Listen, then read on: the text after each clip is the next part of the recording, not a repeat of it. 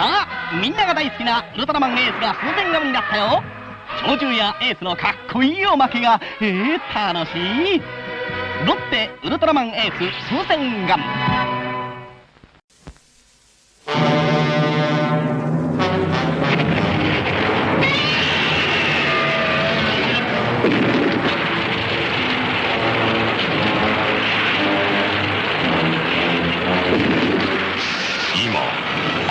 興奮が始まる。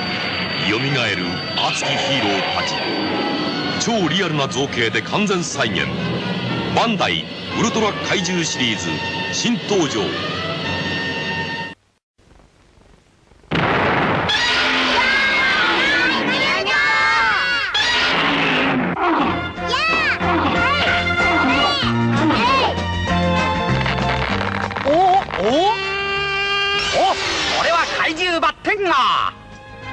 怪獣がピッチャーだって。よし、室内でも OK。 ブルーマークの怪獣バッテンガー。 Oh my gosh, there's just too many figures here. Where am I gonna put you and you and you? Maybe my co-host can help me figure this out. Ikimashou!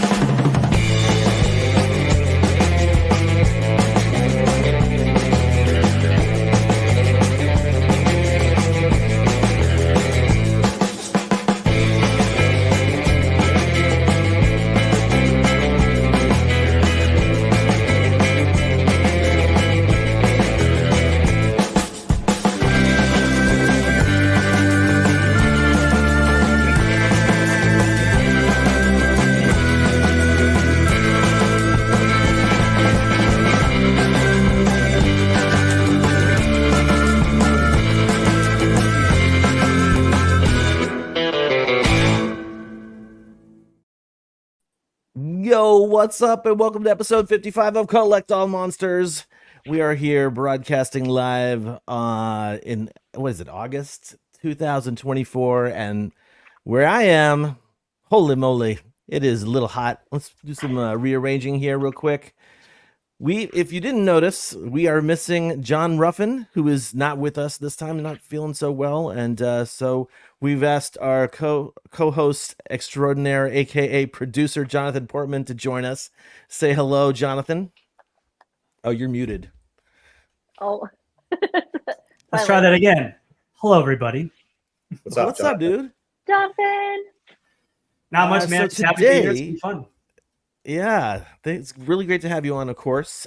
Today, we are actually attacking Volume 2 of our, the Collector Conundrums discussions that we have. And today we're talking about coordinating space in our collection, which we'll get to after the intermission when our regular segment time is happening. And as usual, we have our news, we have our show and tell, and all sorts of cool stuff, including a badass giveaway that we'll be doing at the end of the show, courtesy of Middle of Beyond. Christine's showing that off right now. It's going to be this reversible Godzilla souvenir jacket. It's so cool. Standing. Mm-hmm. Very cool. And so we're going to go ahead and kick off the show. Oh, we also have, that's right, let me say this. We have one more thing that hopefully we'll get to do this really right now. Happening in Texas? Dallas, Texas? I think is Kaiju Go. Somewhere which in is Texas. A show that's Dallas. Yeah. Kaiju Go is happening in right now, and we're gonna hopefully get Ryan Wilhelm, one of our moderators, to join us for a live show report in about an hour and 10 minutes. So fingers crossed that all works out. And, it's a live show, so you never know how it's going to go. But we are looking forward to hearing how that goes. I know they did this before, right? They did something similar to the Kaiju Go, and at least this one seems like it's a bit bigger of a show. So I'm stoked to hear what's going to be happening right now. We've got 34 people watching right now. Way to go, guys. That's what's up. And we are broadcasting on the old YouTube and Facebook right now. And we do a segment every time we start the show called Showa and Tell, where we ask the co-hosts to show off what they've gotten in the past month or so. And so we're going to kick things off by asking Mr. Leslie Chambers to Showa and tell us what we got.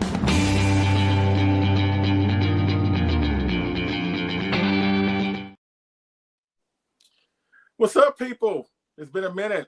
Been gone for like, 2 months? I feel like Christine, where sometimes she disappears during the summer. Like next month. But nah, I had Father's Day in June, so couldn't be there for that. Had G-Fest last month, even though I did make a cameo. Jesus Christ. I did make a cameo on that show. Hey, I didn't miss you, so. The feeling is mutual. Did you really miss The feeling is Leslie? mutual. But yeah, it's great to be back. I really have. Seriously, I missed y'all. Like, I miss being in this chair, being on the show, being around all you wonderful collectors out there that support our efforts here on Collect All Monsters. We really do appreciate it. Again, what Kyle said, shout out to John. Hope you get to feeling better. We love you, and we're gonna be here for you. But yeah, the cool thing, well, not so cool. One of the bad things about being gone for 2 months is that, when we do this thing called show and tell, we have to whittle down our picks into 3 items. And when you're gone for 2 months and you accumulate a lot of stuff, you have a battle with yourself about what you can show, what you can't show. And I got a lot of stuff in the past couple months, but hopefully these 3 will be good to go, and I'll show the rest towards the later part of the year. But what's interesting about these 3 pieces, they're all from different eras of Godzilla: Showa, Heisei, and Millennium. So let's start off with the Showa, and this is a custom. I'm gonna show some love to a couple of artists in our group, because we had Artist Appreciation Week a week before G-Fest, right? So let me showcase some love to at least 2 artists in my show and tell. The first one is Mark Sang-Yang. You've heard his name many times before. Great artist, great kaiju custom builder, all that good stuff. And he approached me about this project, I want to say like 3 weeks ago. And it's based off a kit involving a monster celebrating the anniversary this year. But I'm gonna go ahead and show it now. He made me a custom imposter revealing Mecha Godzilla. Oh, dude! Look at that. Whoa. You made that in 3 weeks? Whoa. Let's see the other side. Holy cow. Oh, that's Whoa. okay. So good. That's pretty cool. Yeah, that's really cool. Wow. Again, I didn't say this in the group, so I was like, I want to save it for the show. And every day I look at it, I'm like, I got to show it on the group. Like, no, you can do it for the show. Group show. And then I was torn, but now that I've shown it, I'm gonna show the hell out of this thing on the group. But look at this. That is freaking awesome. Look at that. Dude. That paint job is amazing. Oh my God. That's the nicest one I've ever seen, I think. That's very unique. Wow. It shows the point where Godzilla, blows more of the imposter Godzilla flesh off before Mechagodzilla was like, you know what? I'm coming out. So this is the moment, you know what I'm saying? And this is so cool because there's not too many pieces of this guy. I mean, there's the imposter kit that Burley made, but very rare. I mean, there's another kit out there, but this is really, really cool. So again, thank you to Mark Sang-Yang. If you want one, contact him. He can definitely hook you up. All right. Let's go towards Christine's favorite, the Heisei. We're going towards the Heisei. Oh boy! And Christine, honestly, this should be something that's right up your alley, and it is right up your alley. But I did showcase this a couple months ago, but I haven't shown it on the show, so let me showcase the gigantic size Mezco 1989. Oh yes, Nice. When you got it, like it's so cool. Shop, right? And this is so great because I haven't heard the best things about Mezco nowadays. I don't know if they're going to still be around. At least they're going to carry the Godzilla license, from what I understand. So if you want a gigantic size 89 in your collection, and a really super detailed one, in fact, the Bio Goji, you owe it to yourself to go after this one. If you don't have this one, you can't really claim you're an 89 fan. What? You can't really claim that, but Shots fired. Challenge accepted. So not only is it detail, but he does a whole lot more. Godzilla, what can you do for me? There you go. It lights up. That's really cool. Ooh, fun. Bear with me. Come on. So there's a button on his head? He roars. Nice. Please tell me he plays music. Please tell me he plays music. No, he don't play music, but The Asti. There you go. I love that. That's so Whoa, cool. that's cool. That's Oh, pretty. one more That's thing. awesome. One more thing he does. Come on, guys. Here you go. You see that? You Oh, see yeah. that? Glowing. Oh, Watch his that's mouth. Watch his mouth. sick. Oh, he's powering up. Oh, Can you give that to It's like- Christine, Leslie? it's like a giant size SH monster. It's like because the KKK one. Like, Yes, I look at can't that. say it. That's Look at cool. this. Again, Christine, why haven't you got this thing yet? Like, seriously, like, I would think you would have got this Well, by now. I mean, I know I you got bought tied too many up, other but- things. I bought But way ser- too many other. But seriously, Kaiju Live has a couple. I know a couple stores here in North Carolina that ship out has a couple. But again, I don't know if Mexico is going to carry the license, that much longer. So maybe once this guy is gone, he's going to be gone. So if you're a Bio Goji fan, you owe it to yourself to go after this piece. It really is a wonderful piece. Do I really want to take advice from Leslie though?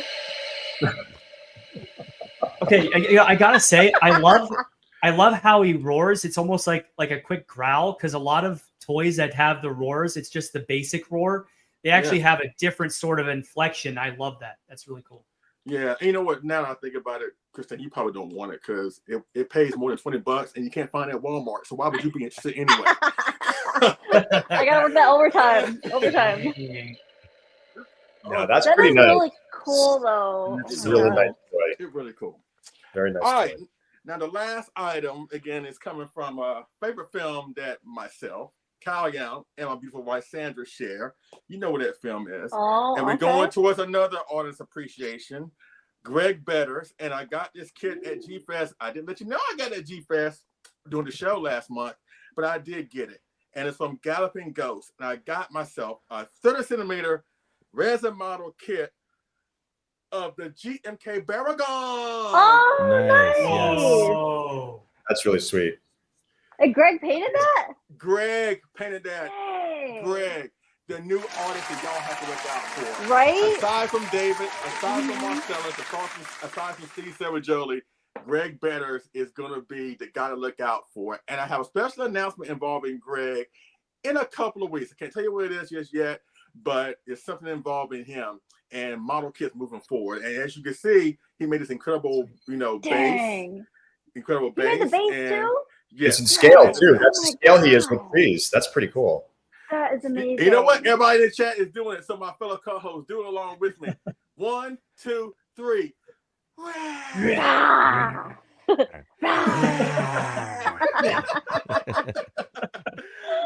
So thank you very much, Greg. He's in the chat. Greg, thank you so much. We really What's appreciate up, it. Greg? Hey, Greg. What's up, Greg? What's up, Greg? Nice work, my That's friend. amazing. Gorgeous. Nice work. Finally, Like straight something off the I can- screen. Yeah, finally something I can scale with my gigantic size GMK, even though he is not the suit accurate GMK, but he does scale well with him. Even Those though the colors, fight, my goodness. the fight won't Right? end. Oh my Yeah, the fight God. won't end too well for Baragon, unfortunately. But he does look great up against that GMK. But look for more things involving Greg Betters from me. I'm sure other people. And stay tuned for that announcement in a couple of All weeks. right. I guarantee you, y'all will enjoy it. So again, it feels good to be back on Collect All Monsters. Yes. And let me kick it over to my main man down in Southern California, the one and the only. There's room for both. David Eric Co. David. Purple.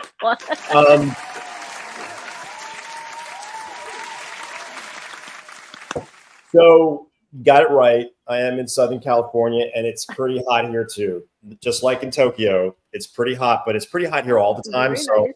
there's really not anything unusual about that at all. It's August in Palm Desert, so it's going to be hot. So before I start, I just want to say what a pleasure it was to join my co-host Christine last night with Brian Matoshio, John DeSantis, Mike Russo on his Brian's live stream, Kaiju with Coffee or Coffee with Kaiju. One of those two. Coffee This- Kaiju. Coffee Kaiju. This was the evening cocktail version, and Christine and I were co-hosts on that last night, and it was a lot of fun to reminisce with them about good times at G Fest and so and so. Mhm. But it was a lot of fun, so we really appreciate that, and hopefully they're all watching now because we told them to watch, so they should be all watching now. So let's see. So we're talking about Showa and Tell. Now, you guys got to help me out because I'm old. Did I show off my X Plus 30 centimeter -1 Godzilla last month? I don't think so. I don't think so. Show it again. We love it. We all love it. This thing is a absolute masterpiece. It is blew away my expectations. It's pretty movie accurate as far as I'm concerned. I mean, the dorsal plates may be a little small, but other than that, it's a stunningly beautiful piece, and the detail is just absolutely incredible. You can't go wrong whether you get the standard, which I have, or the Rick with the blue dorsal plates and the sort of blue little highlights in the mouth area. But this thing, you know, I'll tell you what, I don't really need anything else in the -1 realm because this one is so damn good. Nice. I would like a Sofubi at some point. If like say if M1 does a -1 Sofubi, I think that would be something that I would definitely go to pick up. But I'm pretty satisfied with this. I mean, you know, the gigantic is inevitable, and we'll see what happens with that. But that's going to be, you know, another collecting conundrum because I have no idea where to put it. I don't even know where to put him. He's just sitting on my workbench right now, my work table. So I don't even know. He was in the living room, but I figured Keith had enough of him out there, so I moved him back out here. But it is, if you guys don't have this and you're a fan of -1, please get it. I think they still have them available in I think Big Bad Toy Store still has them, and also Hobby Search has them as well. And they're not that expensive. And once they're gone, they're going to be gone, just like anything. And the aftermarket prices are going to be crazy.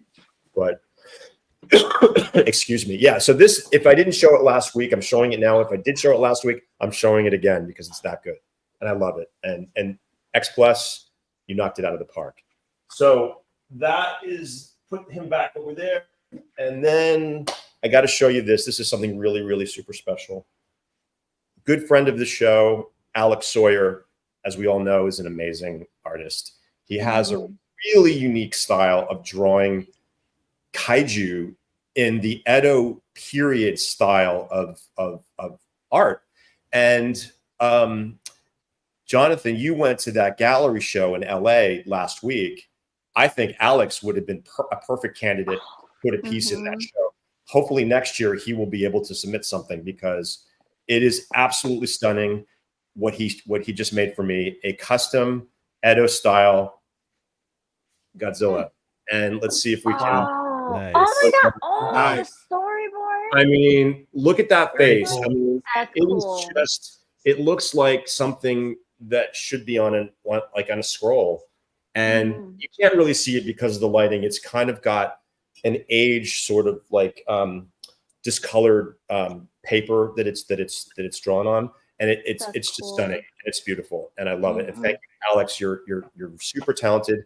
I know he's taking commissions if anybody's interested in getting some of his awesome work. But I think my next thing is I would love to have a King Ghidorah in sort of the Edo. Oh my gosh, yeah. Nice. Yes. That would be really cool. But again, Very cool in collecting his style. Conundrum, I don't even know where this is going. So I'm already thinking about the next one. I don't even know where I'm going to hang this one. So anyway, Alex, many thanks. You're a good friend of the show and you're a good friend of mine. Thank you so much. We love you. All right. And Fantastic. I'm going to have to put away my other thing because I forgot about the -1. But this piece is also pretty special. And it is, again, a collecting conundrum. And I was very upset about it. But it ended up happening for me nonetheless. I'm talking about the Sun Guts Gorosaurus. Now, let me start by saying 3 people were instrumental in getting this for me. Number 1 was Helmi Abdat, who's in the chat, I'm pretty sure. Ed Holland and Kyle Young. So those 3 people together tag teamed and got this to me here in the States. And of course, here he is, my very first Sun Guts figure. Cute. The little, my and my very first Sofubi Gorosaurus. He was missing from my collection. So I got him, and it is seriously a collecting conundrum. If I didn't have these 3 people, there's no way I would have gotten this at the price that I got it for. There's plenty of them, not plenty, but there's some in the aftermarket, and they're like almost triple what I paid for this, but you know, before shipping. So So Ed was able to get Helmy to get it before they were all sold out.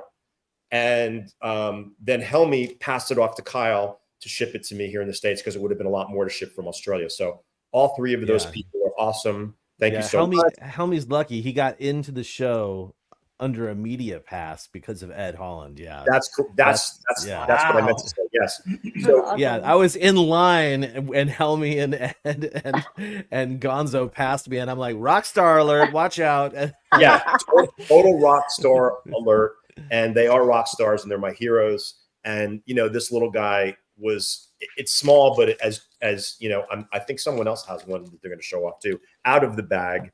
But it packs a really great punch, and I love this little Mondo Island dinosaur. And again, it's my only Sofubi Gorosaurus in my collection. So, and why are you laughing, Leslie? What's so funny now? Nathaniel Plummer said, Leslie wants one. Yeah. Leslie wants one. Like I want to. Fair response. So yeah, thank you guys. All three of you are awesome, and I wouldn't have him without all of your help. And hopefully, I can reciprocate the favor if there's anything you need from the States.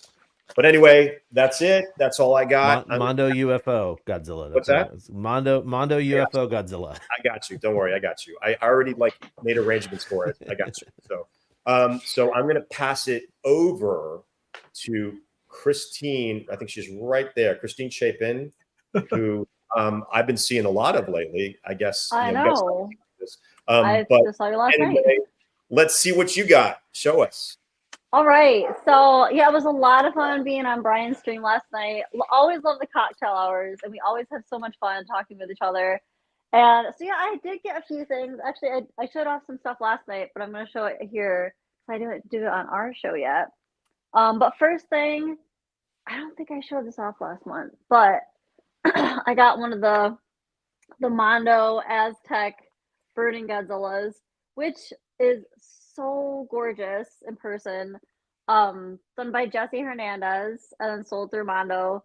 There's so many really cool details in it, like the little Aztec kind of symbols up here and all kinds of, and then it comes with the little flame breath, which is kind of weird to put it in, so I'm not going to do it because it kind of scratches, but there's a little magnet in here. Just kind of shove it in his mouth and it magnets it, but gorgeous piece. And I got to talk about real quick the box art.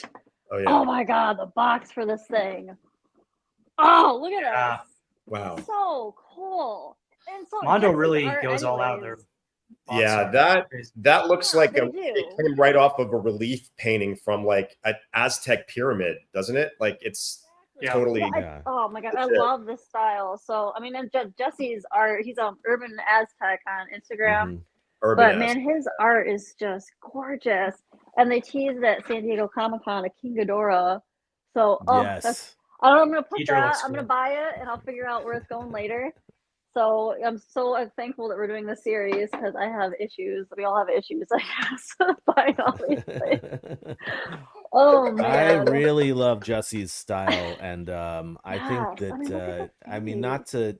I haven't been like it's I can't just buy one of those because they don't ship to Japan. Mondo doesn't ship to Japan, so no. I'd have to hit it for the secondary market. But honestly, I want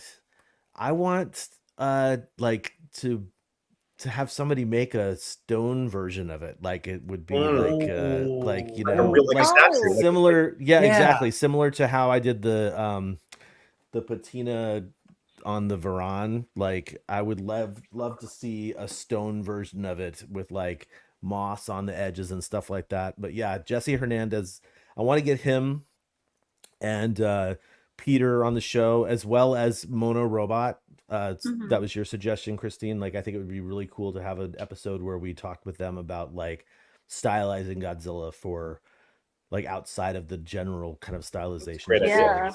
Yeah. And I think no one has done a Sofubi in. Now I disagree with you, Kyle. I don't think it should be patina. I think it should look like stone, like rock, and then have the moss on it to highlight it. That's what I think would. That's what I was saying. Oh, I thought you said patina. So that's why thought stone would be the way to go. Like just like They stone did tease one. sitting on I the think pyramid. it's still in the works. There's a green one coming out, which looks. Isn't it green Yeah. like bronze, like a bronze kind of color? I can't Maybe- remember. It might be, but yeah, the stone like you would like if you were going through the jungles Yeah. down in South What do America they call and like it? came across it. Yeah, like the Indiana like Jones Aztec grill. architecture. Yeah. Yeah. Exactly. Yeah. Definitely. That's. I mean, no one has done that yet, so that would be an unexplored territory for a Sofubi figure. Yeah. Oh yeah. Johnny Cox says it's green and gold is the Oh, okay. Okay. So that's so they did. I know, and I hope so. Like, if you can, when that next one goes up, like, really, these are really amazing, and it's like pops out. Like, it's definitely eye catching. It's different. Like the unique stuff. I'm glad that we're getting these unique it's big. interpretations And he's of big Godzilla. too. Oh yeah, totally. And then like the box art itself is just its own display piece. On my second piece, so I got a couple Wonderfest things. Gosh, I don't know which one to show for. Okay, we'll do this one.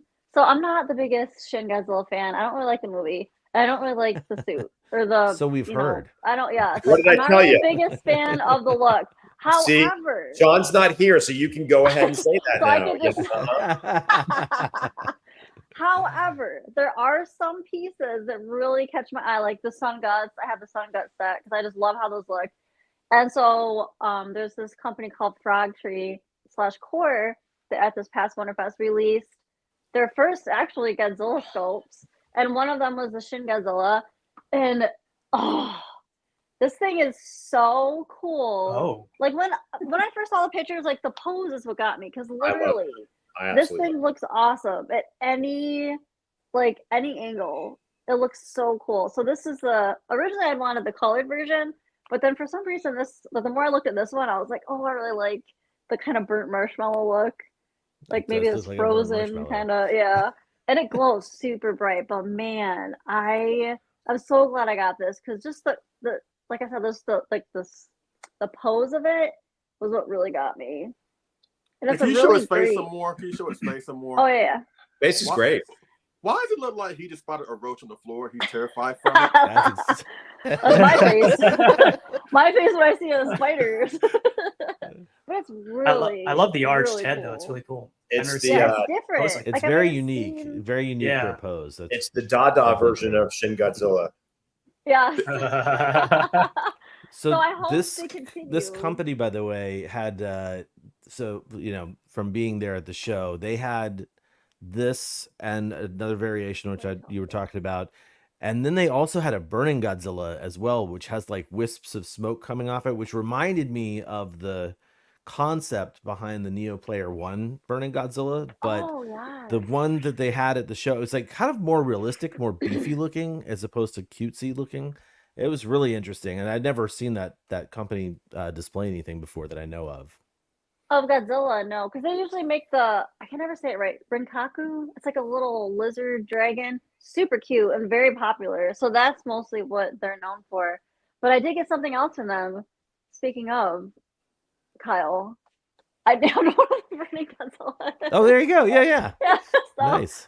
So this is the glow in dark pearlescent colorway, and man, so it was a little pricey on the aftermarket.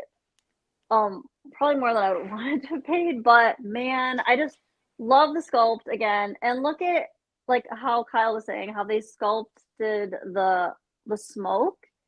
Wow. It's like that, like David was saying earlier, like the Edo style kind of feudal Yeah. era. Yeah. Japanese With flame the, like yeah, smoke image. it's Yeah, and really unique. Wow. it And is. it glows like a blue color too, which is cool. It is very similar to the Neo Player One, except as Kyle said, it's a little bit more realistic than. Yeah. I appreciate that, because that was my issue with the Neo Player One. For the price they are, they're very real, very simplistic, and this one sort of does that thin line between being realistic and still being stylized. I think it's a very like us collectors, so Fubi really sometimes we don't cross that line. Like I don't like things that are too cutesy and too. But I appreciate a little bit of nuance to it, like that one. That's yeah, perfect. it's really nice. So it kind of stinks because now the price point has already been set online for it pretty much. So it's only gonna stay like I was saying on last night on the stream. If you want to get something from Winterfest, the best time is like immediately when Winterfest is happening on, like within the next few hours after it ends, because that's when things are usually at the lowest. The longer you wait, the more it's going to go up. Like this has gone up like another $200-300 than what I paid already. Oh, $200-300 more than you paid? More, yeah, it's crazy. And this was just this, but there was another one that was like a red marbled color, which is also really nice. And that one's sticking around like 400, I would say. But yeah, the aftermarket for these are going to be ridiculous. So now the standard's already been set for the sculpt online. So unfortunately, it's probably not going to be the cheapest moving forward. But I'm hopeful that I'm assuming since they did so well that I'm sure that we'll see more colorways of both of these sculpts. So there's always another chance. And like this one actually was like, I think I got for like $330. So not bad. I mean, it's well, not. okay, more than I would have liked to spend, but it's worth it. You love it. That's what counts. If it's something that's really cool and it's big, it's a big solid piece too. Yeah, and it was like this was like the 1 day thing, and I understand like somebody has to go wait in the hot line for who knows how many hours to race to the table to get it carried around all day and all that stuff. So I'll pay a little extra for that, but I don't want to pay like 3-4 times. But it depends. Like I wanted it, so. I would like to say that I have an issue, even just as someone who like lives here now, like I have an issue with some of the markup that I've been seeing online because it's crazy. I mean, it's greedy. It's greedy. And like, to me, that kind of kills the concept of doing this. It's like when you're like, for example, the T-base Godzilla, right? Which at the show, those were 28,000 yen, which is probably close to about $200, something like that, like with the conversion.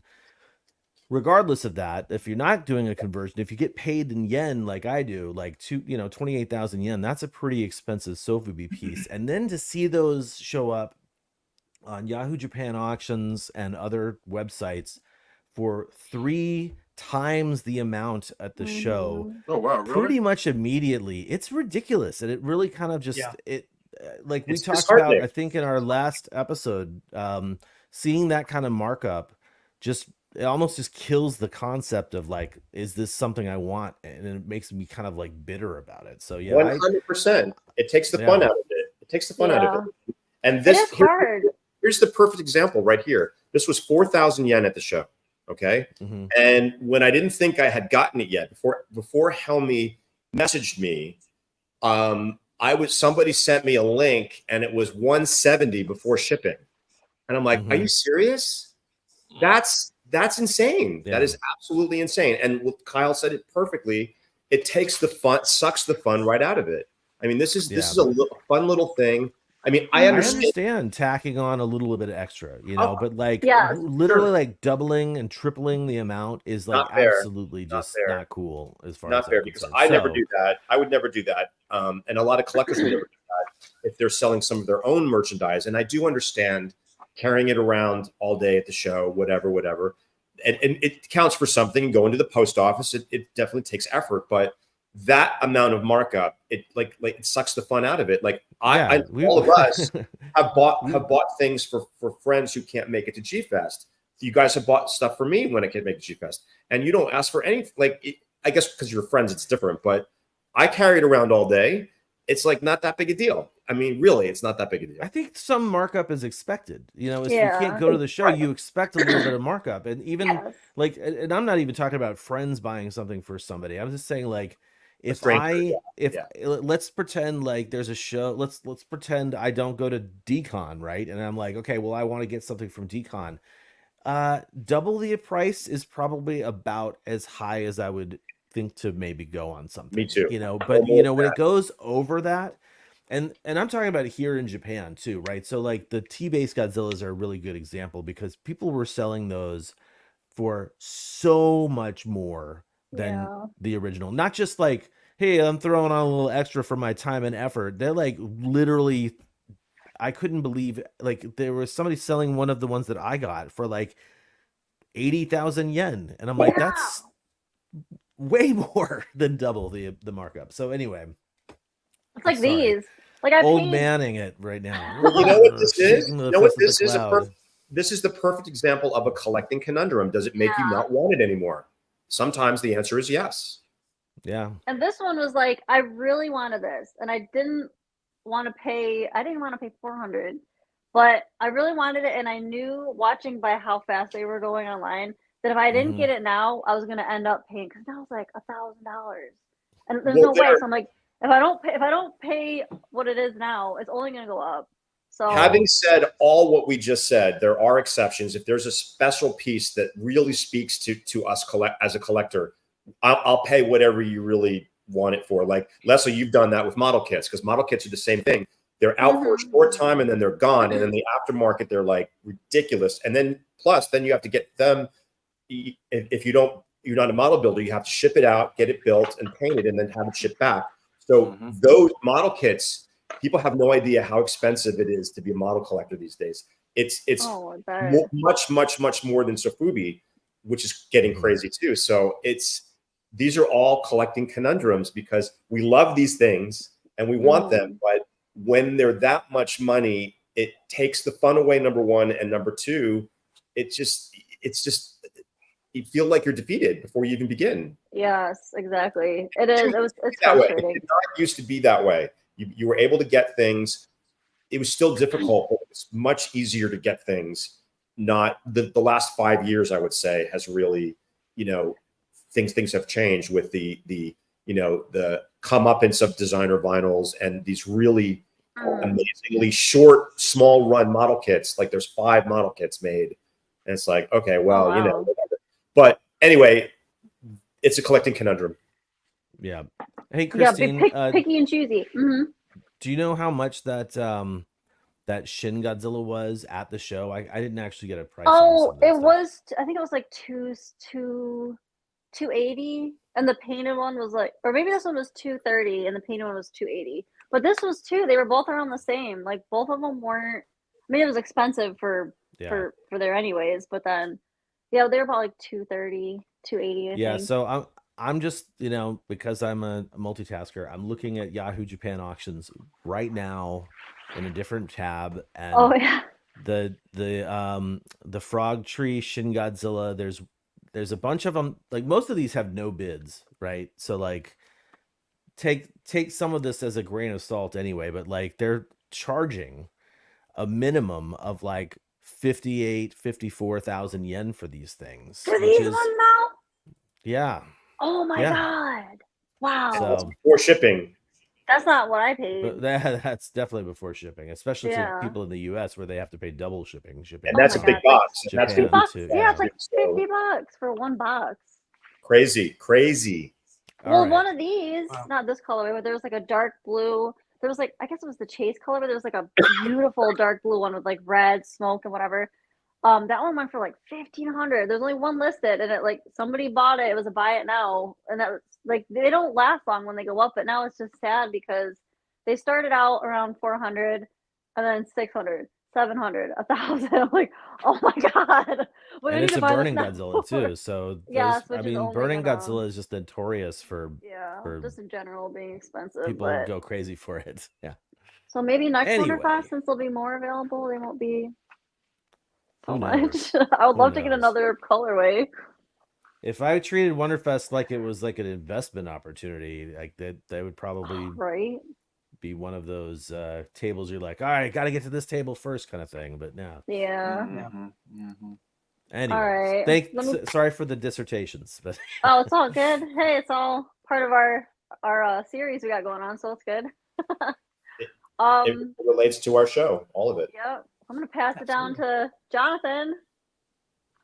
Oh, hello there, everybody. By the way, Christine, that figure you just showed, the Desu, on our page, on Collect on Monster Collectors Facebook page, Devin Cordero made a post showcasing, a really nice post showcasing the figure up close, especially the face, and then it glowing. So check that out because it gives you a deep look at how that thing glows. It's pretty crazy. Well, Devin's the reason I bought this, so thank you, Devin. Oh, there you go. See, people helping people. People helping I people. saw his That's pictures. great. I was like, that's it. I'm getting it. Influencers, Yep. There you go. So enablers. I originally had one thing to show for show and tell, but I'm going to show two things. The second one is something very special. So the first one, I will say, now you're probably wondering that behind me here, I have a space right here that is empty. That's because of this guy right here, the Sun God's Gorosaurus, courtesy of Kyle Young. Thank you so much for grabbing this for me. You were very busy. I appreciate always those things. And this thing is just incredible. Here it is outside the bag. I mean, my goodness, just a little chunky guy. I just love him. I just love his chunk. He's just so cute. Look at him. I brought him out last night to dinner with Nick and I and Rhiannon and Janelle. We went out to dinner. We got sushi and then we went out for drinks afterwards. And I brought this guy and he was a big hit. Everyone loved him. The bartender was like, "Oh my God, so cute. Can I see him? Is he from Godzilla?" I was like, "Yes." Just like, "Oh my God, I love him." And so everyone was like having a blast, taking pictures. So it was really, I mean, these things, they are attention grabbers, gotta say. So thank you so much, Kyle. Thank you, Sun Gods, for releasing such an awesome sculpt and an awesome colorway. I love sort of the more, baseline, I would say authentic, realistic color that they kind of painted this with. It's not too outlandish and crazy. Although if they do come out with another one that's, like a blue or an orange or whatever, I might have to grab it. But for right now, this goes well. And I just noticed this today, by the way. So you notice the tail looks kind of wonky. And at first I was like, that's an interesting, I mean, it's cool, it's stylized. But then I looked on the back side, on the bottom, and it's flat. So I figured, look what you can do. No, you can't. No way.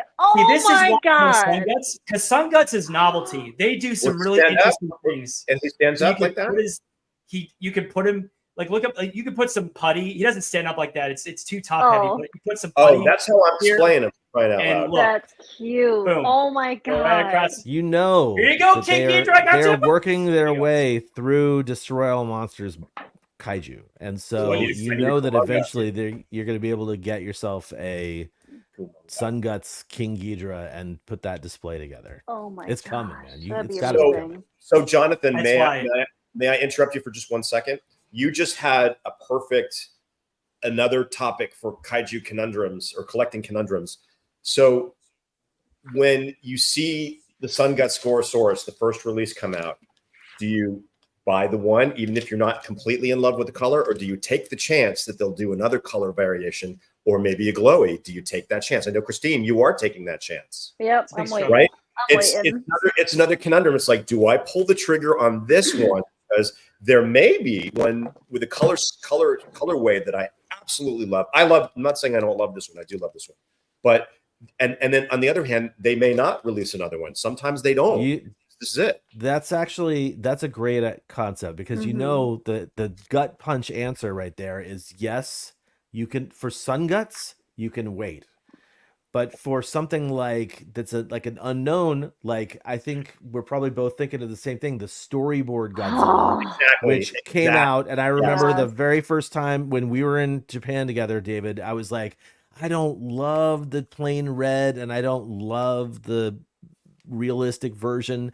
I really wish they would come out with another version. I was like, they should do this for their next one. And then they never did another one. Yeah. I mean, keep your eye open in the future because it might, but it's a great thing to think about, because Kyle, that totally happened. This was in Sapporo and it was snowing outside. And I said, I don't really like the red. I'm going to hold out. And guess what? I lost and I had to pay aftermarket prices for mine. So he did the right thing, because I was like, I don't think I want the red.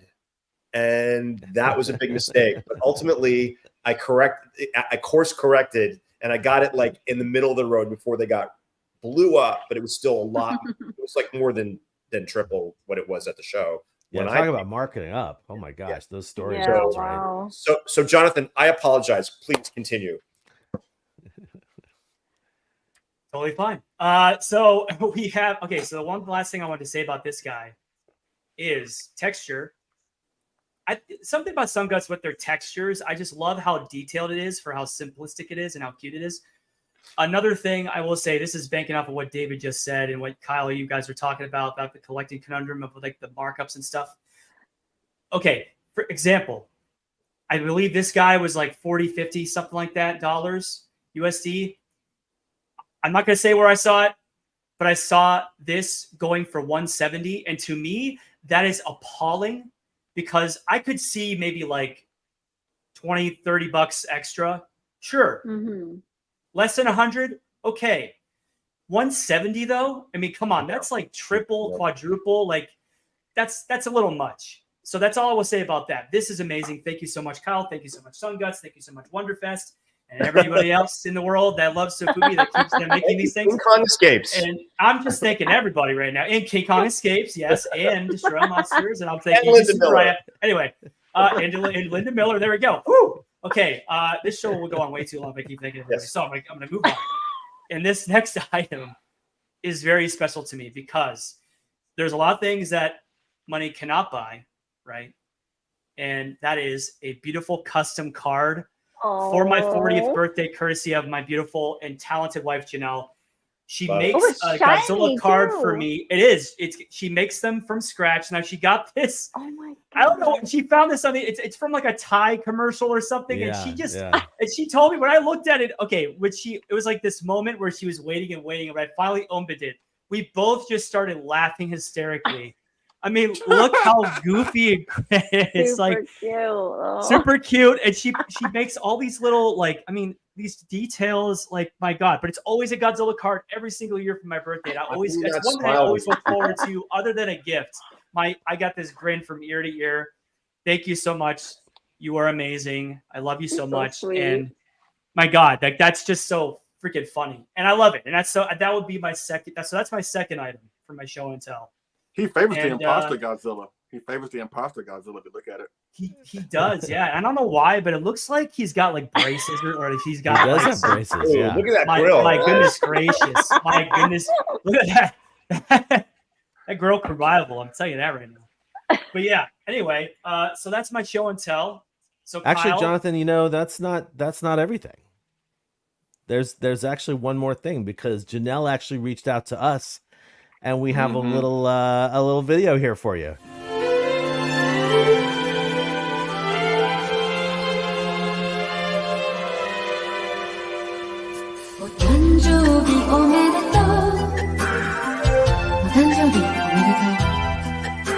ふるさとの青い空リボンで結んであなたに送りたいのに空はポストに入りませんだからこの手紙空の下で書きました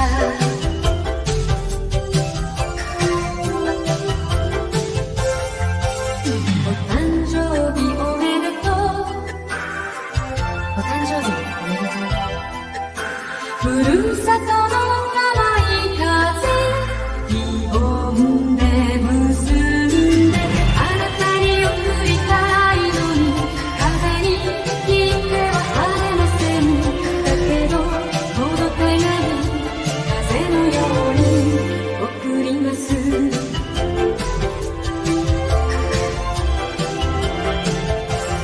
お誕生日おめでとうふるさとの星のようリボンで結んでこの日に送りたいのに星はみんなの願いですだからこの手紙星に読んであげましたお元気ですかあなたの夢があなたの夢が叶いますように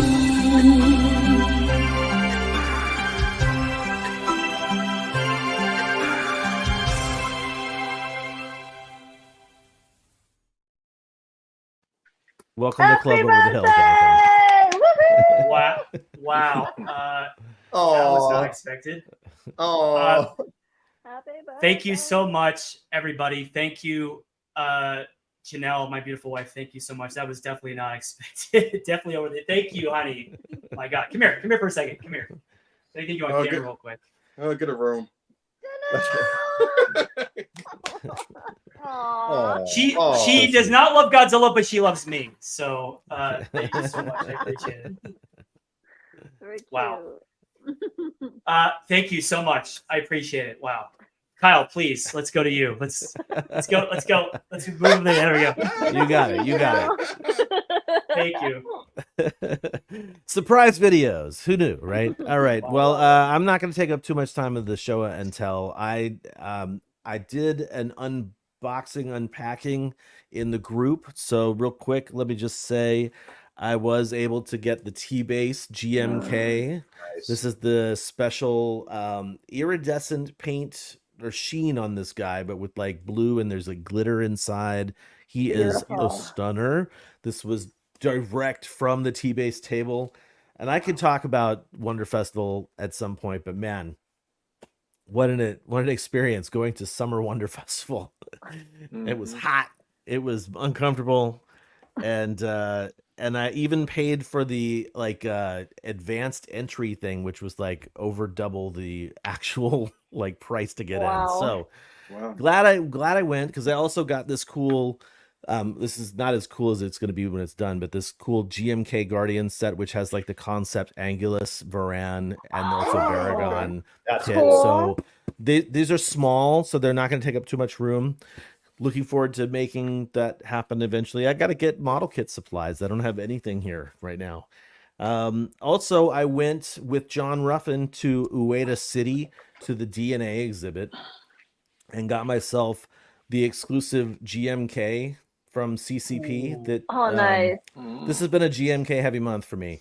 And yeah, so Really? it's black and white, sort of. Yeah, big shock, right? And Surprise, yeah, surprise. it's a beautiful little piece. It looks great with my other little GMKs up there, which I'm just going to keep building on the CCP midsize Godzillas.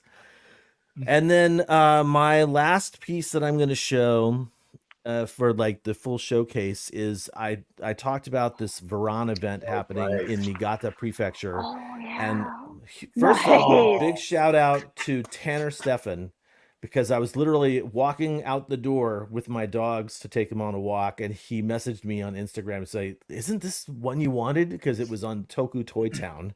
Oh, okay. And I was like, "Oh my Oh. gosh!" And Beautiful. so I did. I got it from Toku Toy Town. Nice. Also, shout out to Jay from Toku Toy Town, because he actually cut me a deal on this thing, which They're I'm awesome. honestly, I was blown away that he did. He didn't have to do that.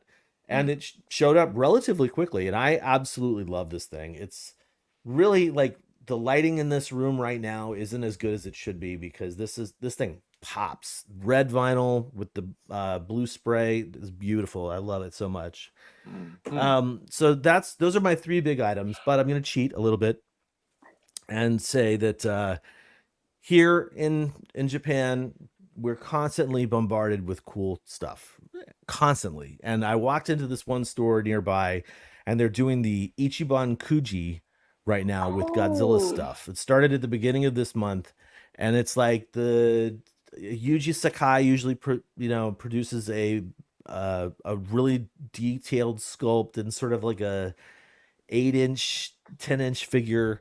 And this one is for I didn't get this one, but the big prize, the A prize. I'm going to do a video about all this in November, I think, but because there's another one coming out in November. But he's doing the 2023, The evolved one, right? the Evolved Godzilla. Evolved Yeah, I'm Godzilla? like having trouble remembering when this movie came out, but yeah. So that one is that's the A prize. The B prize, which it was sold out at my store, but I had to get it, was this Invasion of Astro Monster coffee cup, Oh, that's So which right. has the really awesome tail as the handle. Okay. That's That so should be, So I cool. had that to should have be the A that. prize. That should be the A prize. This is my Wow. A prize for sure. That's right. That's right. But when I entered it, tickets were 900 yen. The deal is you get a ticket, completely random. You pick two tickets, you walk up to the front, and you pick two like secondary tickets out of a box, open those up, and they say a letter on them, A through F, I believe, or A through E. I can't remember, but basically I got two tickets because they were 900 yen each, and I was like, I don't need to go crazy on this, and one of them was for those magnets, which also are usually Sakai sculpted. Cool. Those are great. So I got the 1992 Mothra, and she's down on the fridge right now. Awesome. And then the second one was a postcard set, which these are the Nice. postcards Very cool. that Oh, came wow. with this. Yeah. And so it's a really cool concept, you know, because you could potentially get a really killer figure for only 900 yen if that's Wow. what you pull. Dang. But there's obviously way more tickets for F, E, C, Of course, D. yeah. I and, bet, you know, yeah. And but A and B. yeah. Anyway, it's a real fun thing, and I can't wait to actually do like sort of like an expository video about it at some point. And then the last thing I want to show off real quick is Gachapon, right? So gacha are capsule machines here in Japan. They have lots of toys that come out all the time for all sorts of IP properties. And basically, they have a set of Buska figures Oh. that are tiny little Sofubi. So they come in like a little bag. So I saw this at the at one of our shops, and I was like, "Oh, I have to get this." So I got one of these guys, Cute. and this series has 5 different figures in it, 5 or 6 different figures in it. So it could have been any one of these guys up on top. I don't know how familiar any of you guys are with Buska, but there's another series that has like Tsuburaya heroes. So there's like Dinosaur War Eisenborg and Fireman and some other non-ultra characters. It's pretty cool to be able to just walk into a store and be like, "Oh, dude, that's awesome. Let me fish out 500 yen from my for my change purse." For your Muska. And then let's see here. Where are we at here? We got about 15 minutes before we're hopefully going to check in with Ryan. Part of John Ruffin tonight is played by Kyle Yount. Yeah. You know, I think while we're at it, let's actually finish this up. Let's finish up the Showa and Tell and say it's time to move on to our chat room check-in. Who's ready for a chat room check-in, Leslie and Jonathan? Hey, Kyle, real quick. Yeah, real what's quick, up, Kyle. Jonathan? There's one more thing I have to show off real quick, and it's only Please. because I should have shown this off like from the get-go. Because this is one of my gifts that I got for my birthday. And it's from David. It arrived actually before anything else. And he told me it was in a box, and he was like, "You gotta open up on your birthday. You can't open up now." I was like, "Okay, I will do that." So it was the first thing I opened to make. Long story short, I couldn't sleep the night before my birthday. So when I woke up, I was dead tired. I was kind of in a bad mood. So I was like, okay, I'm going to put myself in a good mood by opening this up first when I wake up, because I know it's going to be something good. And sure enough, it did not disappoint, because what he did for me is he gave me one of his classic portrait prints on canvas. Beautiful. Look at the color. My God, it's perfect. Beautiful. You can't see it, but you can kind of see it behind me, but it goes very well with the color scheme that I have going on. And it fits so well with my displays. And it's kind of funny because the week before I had totally redone my displays, and it goes perfectly color scheme wise with everything. I love the height of it. I didn't tell him what to get me, obviously. Like I remember last time I was in Palm Springs with you guys. Right. And I mentioned to you, you said, well, because I really love the one you got me, the Mosagoji up there. And I said, well, I'd love another one, but I'd love an 84 in the future. And you were like, I got you, fam. So he got me this, and it's perfect. I love it. It's Thank gorgeous. you so much, David. So glad you liked it. Beautiful. So it came out. The quality of that came out so good. I'm really happy with the way it came out. So I'm glad you dig it, and happy 40th. Thank you. Thank you. All right. Sorry. Now we can. How good. All right. Well, I think that puts an end to our Showa and Tell, and now I'm going to slide Leslie over into the main spot here so we can attack the chat room check-in. Oh. Right now, we got 45 people watching. It's good. All right. All right, we're going to fly right through this. All right, here we go. Nathaniel Plummer, Hail Me, Michael Hang, Calvin One, Kevin Morrow, Johnny Coke. I'm sorry if I killed that. I'm sorry. Robert DeCenzo, Jordan Leitner, Tanner. up, What's Jordan? up, Tanner? Tanner, hot sauce. Tim Bartos, Arturo Martinez, Alex Sawyer. Even though you hate the most of Goji, I'm still shout you out. Gojira 91.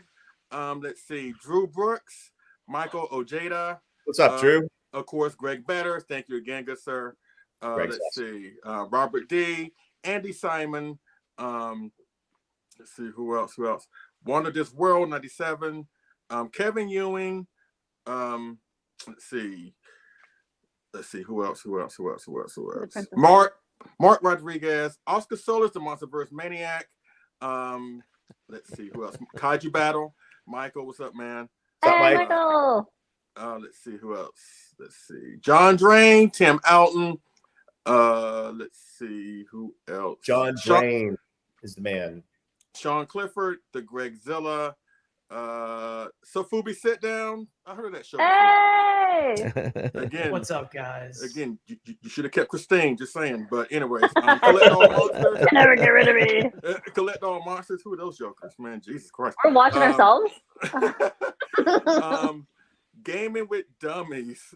This is Hi Leslie. This is Philippe, not Janelle. Whatever, man. She got you down there. She got you down in the basement. I know that's not you. Let's see. Let's see, Stephanie Fountain, and that is it. So again, 47 I saw people Alex now. Murdoch in there too. Lenny Romero. Yeah. Hey. Yep. Lenny, So- what's up, Lenny? Oh, yeah, a whole bunch of people. Some new faces. So Kyle, I got to say, someone else alerted you to that Veron figure, but it was too late. You had already purchased it. This guy right here. So That's right. Yes. hello. Thank you No. as well, David. We got each other's back. That's what I'm trying to say. Like when people want something, we all keep our eyes peeled, and the minute we see it, even if it's too late, we let the person know that, hey, you need to get this right now. So I love that we do that for each other in the community, and we do it for people in the group too. Very true. Very true. Okay. I might be having some connection issues here. Wait, okay, so it's not just me. I think. No, I think it happened on my end too. It's okay. Oh, okay. Little glitch in the matrix. Okay, cool. Little glitch, yeah. Cool. Well, okay. Glad it's not just me. I'm going to check in with Ryan real quick, but we are. That does send us right into our Kaiju Collectible News segment, which of course we have a little Perfect. video for too.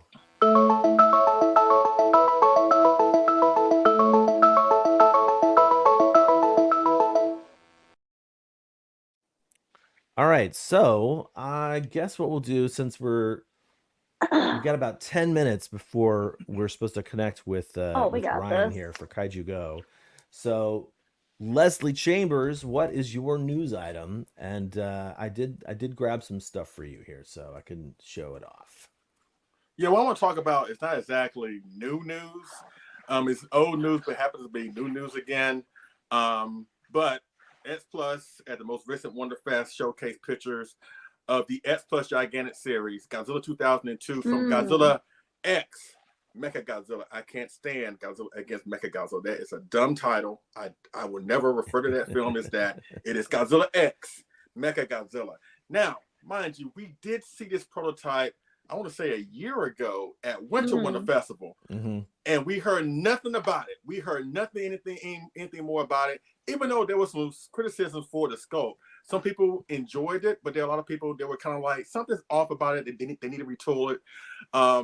But S Plus, showcased a retool sculpt again at the most recent Summer Wonderfest, and it looks absolutely great. Again, I had no problem with the original sculpt, but it always goes to show that sometimes improvements can be made. And what they showed at Wonderfest is not too much different than what you see here, but it's also going to come with an alternate head that you see here on the stand, which I'm assuming is going to be the Rick. I'm assuming it's going to be the Rick, had the optional head option, you know what I'm saying? Which is cool. And I can't wait to get this in my collection, because outside of the Monsterverse Kong that came out last year in 2023, we've been getting nothing but reissues when it comes to Gigantics. Let's see, the 95, the 89, Mecha Godzilla, Shin Godzilla. But it's nice that we're going to get a brand new Godzilla design in the gigantic series. And I'm putting it out there right now. If we get in this, at some point we're going to get a gigantic Kiryu. It's only a matter of time. Oh yeah. Right? Oh yeah. So, but it does look absolutely so great. good. Hopefully it was an improvement. Yeah, it was. Hopefully it'll come out before the year is out, because outside of the gigantic 64, we haven't had a gigantic series figure released this year. But hopefully this thing will come out before the year is out, and I'm looking forward to getting in my collection. And that's all I want to talk about in my new segment. So, David, what do you want to talk about? I have to say that seeing this in person at the 2022 Winter Wonder Festival, or 23 Winter Wonder Festival, I was not as impressed with it, and it looks phenomenal now. They definitely retooled the pose. He's not as stiff looking. Like, he looked more kind of like chonky, like settled down, and now he looks, I mean, this looks really very unstylized, like very, very good. So it does look great, but I wish, honestly, again, I'm a huge supporter of X Plus, but I do wish sometimes they do a little bit more when it comes to rig options. I mean, it's nice that they have done this with the head, but I would have loved to have seen like the 54 bones that came in the movie, like on a little pedestal or something like that. I mean, there are so many things they could have done, but they go back to the tried and true with an alternate head or a lighter or whatever. So hopefully they'll get better on that in the future. But it's nice to know that they saw the criticism that the first 2002 got, and they were like, you know what, we got to retool that, and that's exactly what they did, and it looks better than the first one. And I can't wait to get it in my collection. Hopefully, it'll come out this year. So be on the lookout for announcements on the Rick website or whatever. So hopefully, it will come out this year. So that's it. So David, what you want to talk about in your new segment? I'm back. Okay, so all right. Okay, new segment. All right, so this new segment is kind of like a tease, sneak preview of this particular item, because there's really no specs on it just yet. I tried to find some, but there really isn't any, so it's just a tease. So if you want to put the images up, please, that would be fantastic, and I'll tell you all about it. All right, so work in progress. It is a 1964. I think it's 30 centimeter, if I'm not mistaken. I'm pretty sure it will be. Maybe it's 40, but it's no less than 30. 30 centimeter Tanaka Studio 64 Godzilla. And I think it's sort of like if the 64 Godzilla was made today, if it was updated, because it's a little bit more sleek. It's a little bit more dragon-like, but it still retains the nuances of the suit that most of us who have any taste love the suit, right? I mean, but I'm pretty sure it's a resin model kit.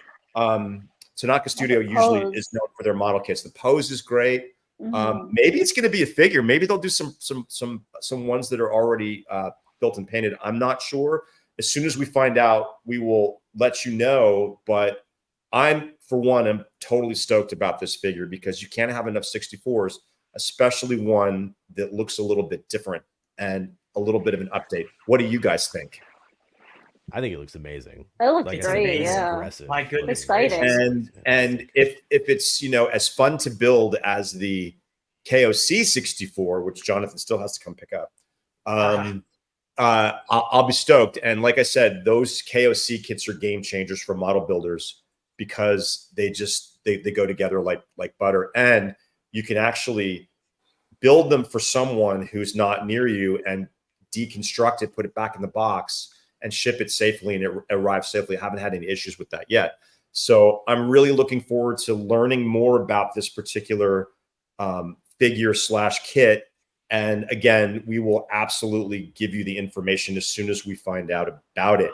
So Leslie, I know you're a diehard for the 64. What do you think of this update? Are you a fan or not a fan, or what do you think? Your jury's still out? It looked like he got beat with the ugly stick. Yeah. Okay. Well, there's my answer. Leslie is a die-hard movie accurate guy. But I mean, having the KOC is kind of hard to have anything. it is. The That one KOC is like You the can't top that one. That one and the M1. it's you the can't really top quintessential those two, one. yeah. You know, I'm not going to say it the way Leslie thinks I say it, but it is the quintessential 64. But I'm very curious about this one, and I think I can really make this one sing with a paint job. I'm not really in love with this particular paint job that they have here for the prototype. No. Me either, man. Me either. It's a little bit bland. It's the paint job that, yeah. That's So it. that That's makes exactly me what it think is. that it actually might be something that they're going to mass produce a small run, because this looks like not a model kit paint job. It looks like a standard sort of like, you know, paint job. But anyway, the future, all of this information we'll find out in the future, and we will give it to you as soon as we find out. So that is my very vague news item, but I was so excited about it. I just had to share it with everybody if you've not seen it yet. So I guess we're going down to actually what we're going to do real quick, because I see him backstage right now. I think he's ready to go. Mr. Ryan Wilhelm coming to us from Kaiju Go right now. Wait, perfect. There he is. Hey, what's up? There he is. What's going on, everybody? What's going What's on? going guys? on? Collectibles here from Kaiju Go 2. What's up, Ryan? New York, Texas theater. It's so great, man. This is where they caught Lee Harvey Oswald. Oh, Nice. oh, all right. Oh, interesting. At Kaiju Go. That's amazing. How are you guys doing today? Happy Saturday. Good, man. Not How as are good you? as you. Do you guys want to see something crazy cool? Check this out. Of Yes. course. Mark Oh, Nagata, Nagata. Hey, Oh, Mark. live on hey! Collecto Monsters. Wow, look at that cool table. Wow. What? That is amazing. Hold on, it gets cool. What? What's up, Adam? Hey, oh my What's up, Adam? gosh. Adam's everywhere. Cheers, bro. Cheers. man. Intervention. Cheers. Thursday toys in effect. Collectible monsters. Wow. This is Wow. a crazy Nice. show, guys. I hope you can hear me. Let me try to Yes, get we to a can. place where you can hear me. I'm going upstairs. Okay. How's everybody doing? Happy Saturday. Good. Great, man. It's good Saturday. to see you, dude. Yeah, it's been a minute. I hope you guys are well. This is insane. We've got Mark and Max Nagata here. We've got Cool. tons of awesome toy vendors are here. We're celebrating Godzilla vs. Mechagodzilla, Godzilla vs. Biolante. It's the best time ever. Next year, we need all of you here in Dallas, Fort Worth. Oh my gosh. Right? Yes. Kaiju Go 3. Let's do it. Road Kaiju trip. Go I with need the to go one of Kaiju these with the days. live It would be Collecto amazing. Monsters. We'll make a road trip happen, you know? We'll go from California. It's not that We'll far, get a right? bus. We'll get a bus. Let me show you guys some more cool stuff, all right? So I'm climbing up the stairwell. We're going to show you some of the cool vendors, some of the secret stuff. Yeah, yeah. Hi, Kaiju Go. Are you ready? Are you ready? Yes. Oh, look at that. Oh, yeah. Beautiful. Beautiful. Excellent. Somebody's ducking. As Somebody's you hiding. can see, people have been selling toys. Just a couple. You guys are live on Collectible Monsters. Woo! Nice. I thought that was Jeff Hardy. I thought Oh, it was Jeff Hardy. beautiful. Nice art. Wow. It's disintegrated. I didn't even have time to fix it because I was too busy selling stuff. Too busy selling stuff. As my, literally as my display was crumbling to the ground, I couldn't get to it to save it. Exchanging money and goods with Are you guys seeing all of this? This is This incredible. is amazing. Wow, look at the Hold on. glowies. Guys, then we get to Took Your Toy Down. Yes. What's up, Jay? What's up, Jay? Kaiju Go. J Key. Jay We is love you, awesome. Jay. Mhm. So I hope you guys have heard some of this. It's been so loud. I apologize if my audio is terrible. But I'm trying to show you a little bit of everything. Michael Morris is here. Collect all monsters. Oh, hey. Hey, what's up? I mean, are you kidding? Wow, look at all this stuff. All of That's this pretty cool. stuff. Follow on Facebook and Instagram. Cam Bus. You guys know the jam. Magitarius is here. Magitarius. Nice. Collect all monsters. Hey. What's up? Super cool. I mean, this is nuts. We're about to show the movies. Nice. I hope you guys are still hearing me. Yeah, we definitely hear you, buddy. We're still hearing you. This is insane. And next year, I hope you guys can make it. And again, Mark Nagata, Max Nagata. Mark and Max. What's up? But awesome. That's pretty much the wrap, guys. So this is wow. A live report from Kaiju Go 2 here in Dallas, Fort Worth. We're about to show Godzilla vs. Mechagodzilla. It's unreal. Awesome. And yeah. Nice work. Thank you, Ryan. Thank you, buddy. Thank you. All right. Well, you guys I'm going to try to come in contact with you in the comments if that's cool by you. Perfect. Bid you guys adieu and wish you a happy Saturday. And I'll catch up with you guys later. All right? Sounds good, man. Thank you, man. Thank you so much. Bye, Ryan. Thank you, guys. Have fun. Oh, it's like a blast. That was pretty cool. I'm glad that worked out well. Yeah. That was awesome.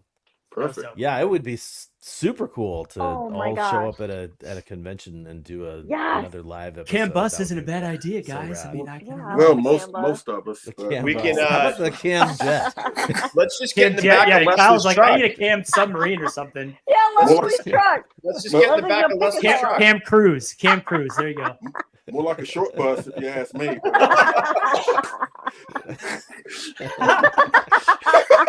Yeah, that truck will work. That truck will be fine. Y'all won't make it.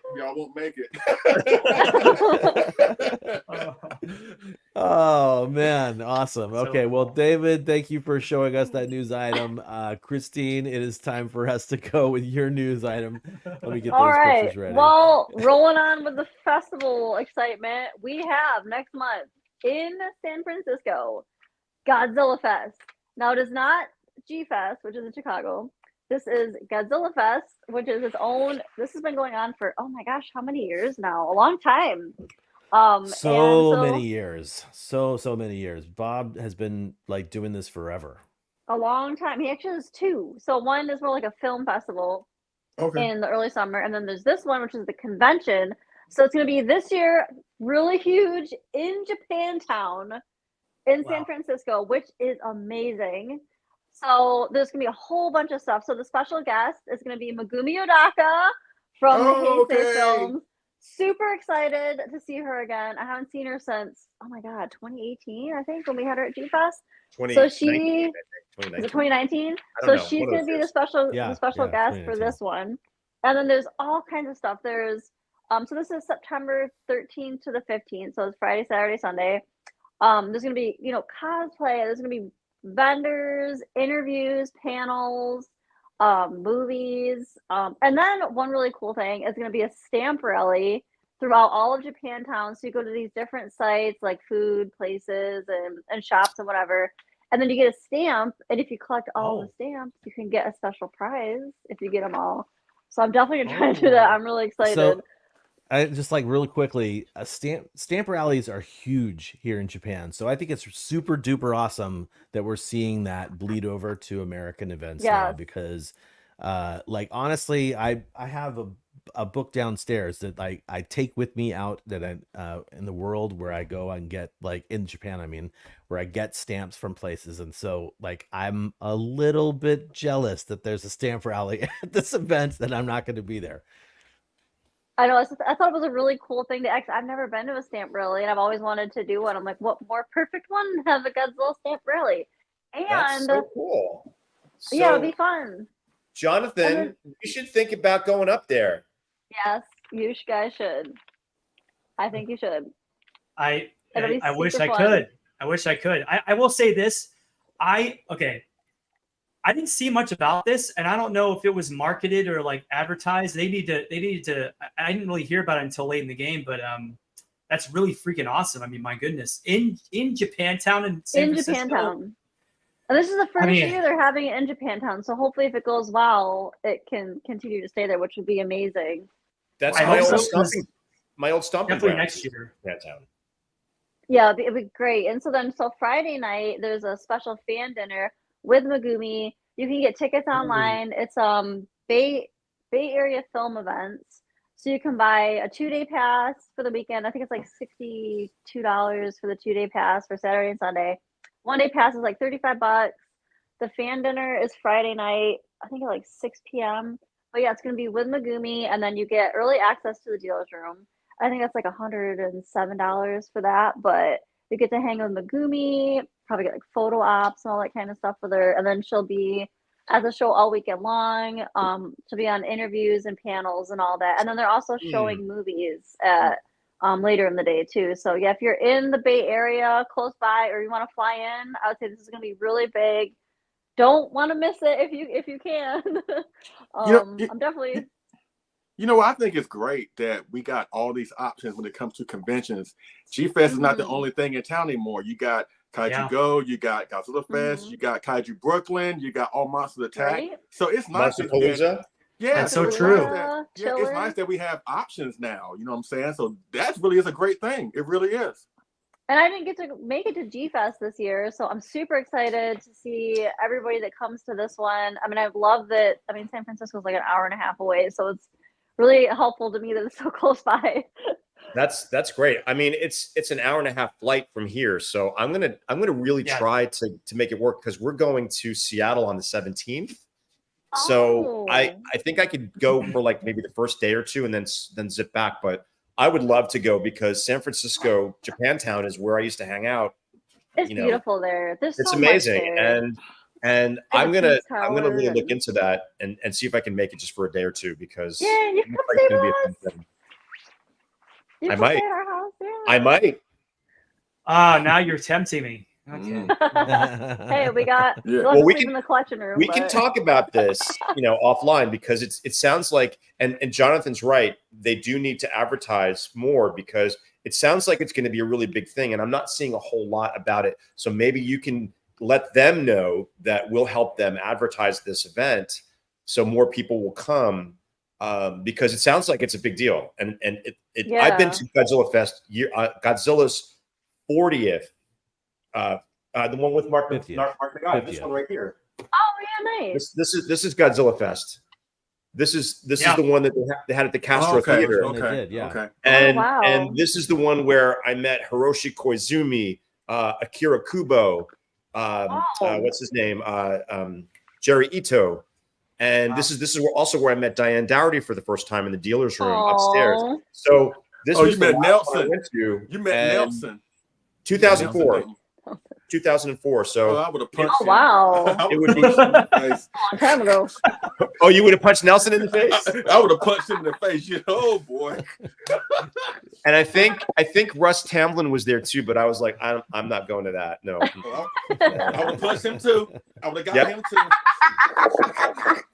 Russ Tamblyn, you say? Yeah. But it's. I'm kidding. This is back in 2004, and it was a big deal. So I can't even imagine 10 years later how it's improved, because the dealer's room was really small, and I'm excited about it. Actually, it's literally all over Japantown. So wow. I mean, there's going to be a ton of stuff to see.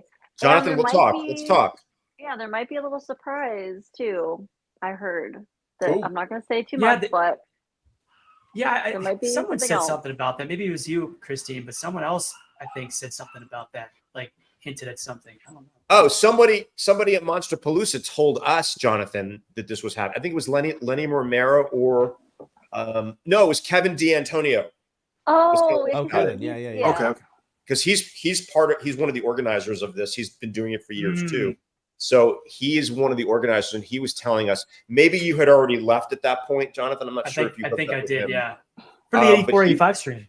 But he was talking about it. He's like, yeah, you guys should see if you can come up here. And I would have done it sooner, but I thought it was going to be the same dates as we were going to be in Seattle. So now I find out that it's not. We'll see. Oh, I can't wait to go. Well, excellent item. Way to go, Christine. All right. And hopefully, I mean, I went to one of those like I think in 2019 as well, and it was pretty fun. And that was just the theater. So like, right, it was just the theater back in the day. They've expanded quite a bit. Yeah. Okay. So I'm going to go ahead and take over now because I'm going to piggyback on your concept. Oh wait, no, wait, Jonathan, you have to talk about that. Your item first. Oh, it's your turn, Jonathan Portman. Okay, gladly I will. Let's do it. Okay, so my item is something that just got announced recently, and it's I wouldn't say it's a shock to many, but maybe to some. Criterion has just announced recently that they are releasing a 4K of the original Godzilla along with it's with Godzilla King of the Monsters, a high definition restoration of that. And this is, I think, basically pretty much the same exact release minus the 4K that they released back in like 2011 or I think it was, or 2012. And it has, I'm not going to go through all the special features, but there's a few I notated here that these things that are on the disc or on this special, for the special features. I think some of these were on the other release too. Don't quote me on that, but we have, obviously, I said the high definition restoration of Godzilla King of the Monsters. We have interviews with actors Akira Takarada and Haru Nakajima, special effects technicians Yoshio Ire and Aizo Kamai. Hope I'm saying that right. Interview with legendary Godzilla scorer composer Akira Ifukube. I think that was on the last one. Featurette detailing Godzilla's photogenic effects, introduced by special effects director Koichi Kawakita. And a feature, it says an illustrated audio essay called The Unluckiest Dragon, describing the tragic fate of the fishing vessel, the Daigo Fukuria Maru, a real life event that inspired Godzilla. So, and that's coming out. I don't remember the date. Forgive me, I didn't note that down, but I believe it's coming out in the fall. So cool. Yeah, pretty cool. Those extras are worth it too. All right. And for that, move on to Kyle. You can do Whoa. Move that there. Okay, so. Yeah. All right, so piggybacking on both Jonathan's and Christine's news items here. What I would like to talk about is all the crazy stuff happening right now. So we're celebrating Godzilla's 70th anniversary this year. Wonder Festival the Summer Wonder Festival was a collaboration with Toho, celebrating 60 years of Kyoto's history plus 70 years of Godzilla's history. I shot a ton of video at the event. Jonathan and I are going to put together a video, hopefully a very special video about this, where we can show off a bunch of cool stuff. But if you are interested in coming to Japan this year, this is a year to do it if you are a Godzilla fan, because not only do you have, let me start to get my news stuff ready here. Not only do you have the standard things that are here all the time, like the Godzilla Hotel, well, the Shinjuku Gracery Hotel that has Godzilla on the 8th floor, the Godzilla store in Shinjuku.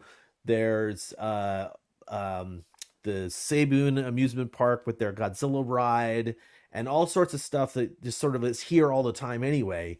There are a number of events happening, and I've got a little note here that tells me what I'm supposed to do. So I'm going to start actually less with Godzilla and more just kaiju related by talking about, if you're flying in, maybe you should fly into Haneda, because Haneda currently has an Ultraman to the World pop-up happening through the end of this month. I have not been to this yet, but Lady Kyle and I are planning on going next week to check it out. They have stuff on display. Oh, wow. Right? So Ultraman Rising's there on display. They've got one of your classic Ultraman guys there too. Apparently this is not just in one area, but it's all kind of all over the airport. They have a stamp rally happening here, which you can see the cute stamps. Cool. Which I don't even think I told Lady Kyle about this, but we're psyched for it. They Really have, cool. of course, things to buy. So I am specifically looking forward to checking out what they have for sale. They've got a flying love that. Ultraman. That's great. It looks pretty amazing, and it's been happening since July 3rd. CCP has some mid-sized figures there. I'm Kanagon. specifically looking for one of these Kanagons.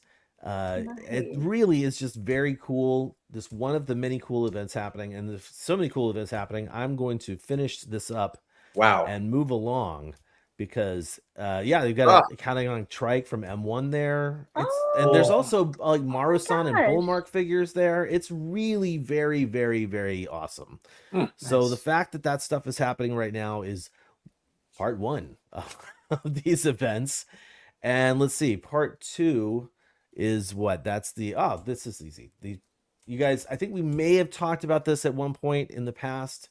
But you're gonna get a little not a video.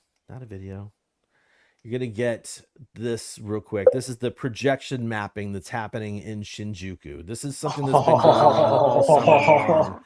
Wow. And That's on so the cool. tax towers, as they call them, or the buildings that were destroyed in Godzilla versus King Ghidorah in 1991. Right, those buildings. There's a giant I think it's the world's largest projection mapping, or at least it was when it started, of Godzilla fighting against Mechagodzilla happening in Shinjuku every weekend, Saturdays, Sundays, and national holidays. So 3 times a night on those nights, and it's free to see. It's just something you can go check out. Are you going going? to go see that with? I am going to go check it out. Hopefully, I've got a friend coming into town this week, so hopefully we're going to get to see it at some point. Cool. But I have seen it. If you can't make it to Japan, there are. Let me know. I'll send you a video. Basically, Matt Alt, who lives here, he and Patrick Macias have a podcast called Pure Tokyo Scope, and they went and they actually filmed the whole thing. It's on YouTube, so it's pretty rad. Cool. But yeah, they spent a ton of money on this thing. It looks pretty rad. Wow. I would definitely go check it out if I were you. Damn. Let's see what's next. Actually, I think what I would do is talk about something that started right before John Ruffin got here. Godzilla in Nihonbashi. Okay, let's see if I can get this going on quickly. So pop-ups happening everywhere as well. There's a department store in Nihonbashi that is featuring some special Godzilla artwork. This is they have stickers available, products like this whiskey. That's for you, David. Yes, sir. All sorts of cool stuff that is available here. Let me just shrink that up so I get bigger images. Oh man. Yeah.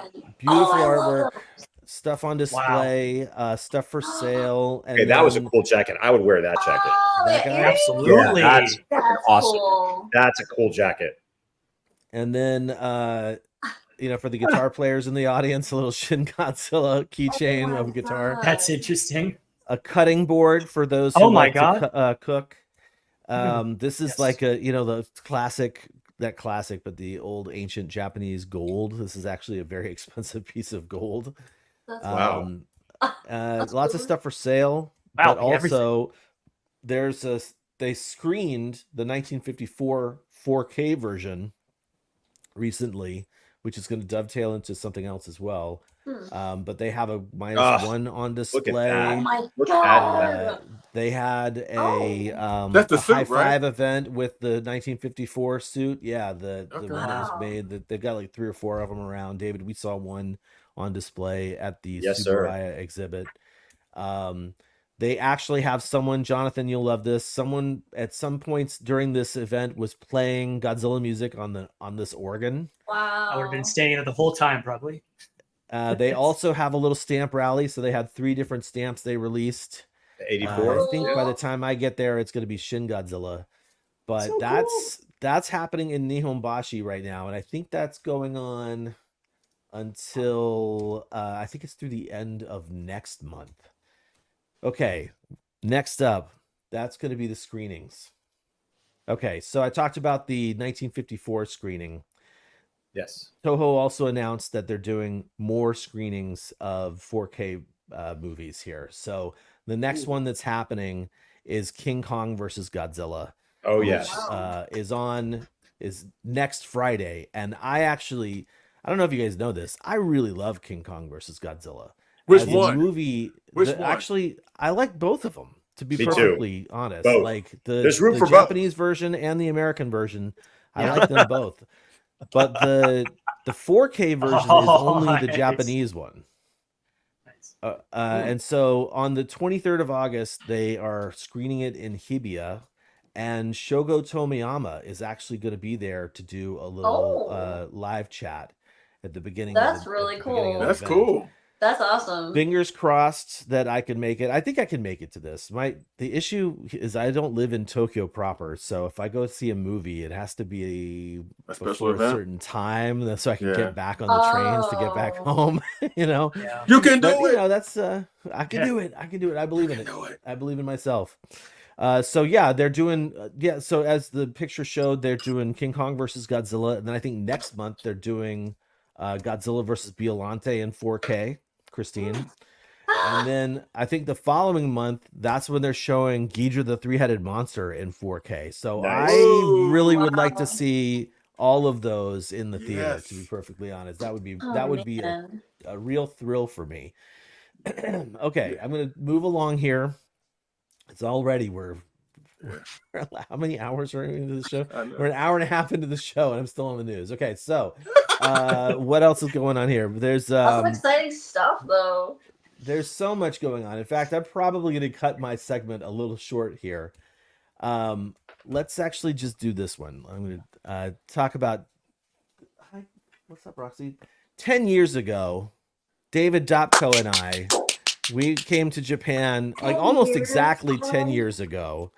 Oh my And we were here for the big Godzilla special effects exhibition that was in Ikebukuro, and it was a 60-year celebration of Godzilla with props, suits, etc. on display.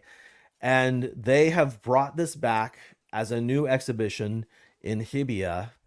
And let's just go ahead and go through these images real quick. It's very short-lived, similar to the one we went to in 2014. So it's not even a full month on display. And these are the concept images. They have suits on display. It's actually, it started last week, and there are photos from it, but I'm going to actually go on Monday to this and hopefully shoot a lot of videos and stuff. But yeah, there's stuff for sale, of course, and stuff to see, and I think there's places to get your photo, and I think they're a little less prohibitive these days about what you can film in this event. Well, that's good to hear. I'm I love that. stoked. Yeah, right. I love that. I'm stoked for this. And in addition to this, if you're also, thinking about visiting, I think until September 3rd or so, there's the DNA of Tokusatsu exhibition that's happening in Ueda City, which is outside of Tokyo. And it's phenomenal. I went with John, and you couldn't really shoot video. Not really. I got a little bit. But there's so much stuff. The DNA of Tokusatsu exhibition. Let me just say this, but before I go to this one, because David, you and I, like I said, we went to this one, which was absolutely the first time I'd ever seen any Godzilla props, and it was so incredible. It was incredible. But the DNA exhibits are out of this freaking world. They triple the amount of things that we saw at the Godzilla exhibition. So Damn. I definitely would say, when it comes to seeing things on display here in Japan, if you are planning a trip to Japan and there is a DNA of Tokusatsu exhibit happening anywhere in the country, I would behoove any Godzilla fan, if you're coming all the way to Japan, to just get the train ticket to go to wherever that is, or even a plane ticket if you have to, because honestly, it's Helmy. Helmy went to the DNA exhibit. He got to see it, but yeah, it's the DNA exhibits are phenomenal, and I'm excited for this new Tokusatsu, or this new Godzilla expo that's happening as well. But the fact that it's only there from August 13th until the end of the month or whatever that was, it's kind of a bummer that they don't have these going for longer. In November, it should be in November when the big celebrations are, right? It should still be. There should be something in November. That would be really smart of them. Anyway, I'm gonna That's so cut that cool. short. My that's gonna be the end of my news item. The last thing I'll just say is that's not everything, because there's also a pop-up collaboration with the Haku Hinkan Toy Park Ginza main branch. There's also a Chibi Godzilla pop-up store in Tokyo Station's Character Street. My There's also God. a Godzilla the Art by Animate at Animate Shinjuku, and there's probably even more that I forgot because live show. But yes, this is the time to come to Japan if you're a Godzilla fan, because there's just so much stuff I need to happening. It's go. crazy. It's incredible. And Kyle, if you don't mind, I just want to say one or two things about the Yeah, exhibit that we absolutely. saw. So Kyle is he said it's great, but I'm going to say it's more than great for someone like me who got to see things like the original Oxygen Destroyer, one of the props. You get to see Gigan's, razor chest. You get to see the Yalin ship from Godzilla versus the Sea Monster. You see the tram from Destroy All Monsters. Yeah, it's all in that book. And it was like, it is absolutely one of the highlights of my time in this fandom. And the whole time I've been there, being there with Kyle and seeing that stuff was just, it was life-changing for me, because someone who watches these as someone like me who watched it as a kid, I mean, look at that. That's like amazing. It just was, if you guys, anybody who's even thinking of going, I know, that was in the hallway waiting to get in. I mean, it was just so cool. And for Kyle to say that it's 3 times the size. Wow. I mean, it was life-changing. I'm gonna post some pictures in our group, some memories, because it is our 10-year anniversary. And I would love to be able to go see it again, and the increased displays. But I'm just gonna have to live vicariously through all of you guys who are lucky enough to go. But what a great segment. That was very, very amazing. Thank you. Yeah, can we see the pictures and the videos?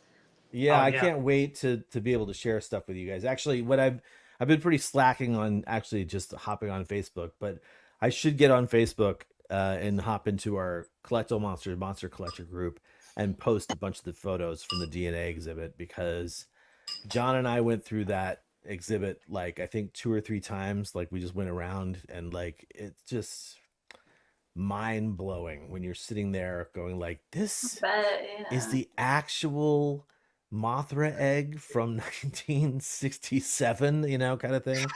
It's awesome. Anyway, the diver helmet, Serizawa's diver helmet, or I'm not sure which one it was. And then the boots, they were like real solid props that can't disintegrate. And Jonathan, you would have lost your mind. They had the animatronic 84 head, what was left of it. It was disintegrating, but they had that on display in the center. It was just like everywhere you turn, there's something that's like, just you remember from the movies. And again, it all comes down to the movies. And these are the things that we watched over and over again, first on TV, then on VHS, then on DVD, now on Blu-ray, now streaming. It's just like to see that stuff. And, a lot of this stuff is still disintegrating. So seeing it now before it like gets even worse, I think they're doing better job at preserving the stuff now. But there was an image that in one book that I saw. I mean, look at that. That's crazy. That's just crazy. That's crazy. Wait. Oh man. Hang on. No. I gotta do this right. Swiping this way? Yeah. That's just great. Oh yeah, this is somebody. Oh, this is somebody cool. visit there. This is there's the a photos script? that I took at the DNA exhibit. Right. Oh, with John, the one you went to with John. Yeah. Oh wow. So Kyle, let me ask you this while you're scrolling through that. Is the Subaraya Museum still have the same display going on, or did they change that? Actually, I haven't been up there to Fukushima in a while, so I think it is actually the same stuff that was on display before. But yeah. Amazing. Anyway, there's so Amazing. much good stuff. That's the 1967. Oh, that's Rodin's egg. No, That's that's Minions Rodin's egg. egg. Yeah. That's Minions egg. Ain't it? I don't know if it's Rodin's egg. It says 1967, so that's Minions egg. Oh, it's Minia's egg. Well, Rodin's egg. Here's the 84 head that you were talking about, David. Yep, that's it. Oh my God. You know, they God. brought some of that, like not obviously not all of it, but they brought some of that stuff to LA when they did that very first pop-up in 2019, that Godzilla at Comic-Con. But nothing compares to that. Like in Japan, all that stuff. My God.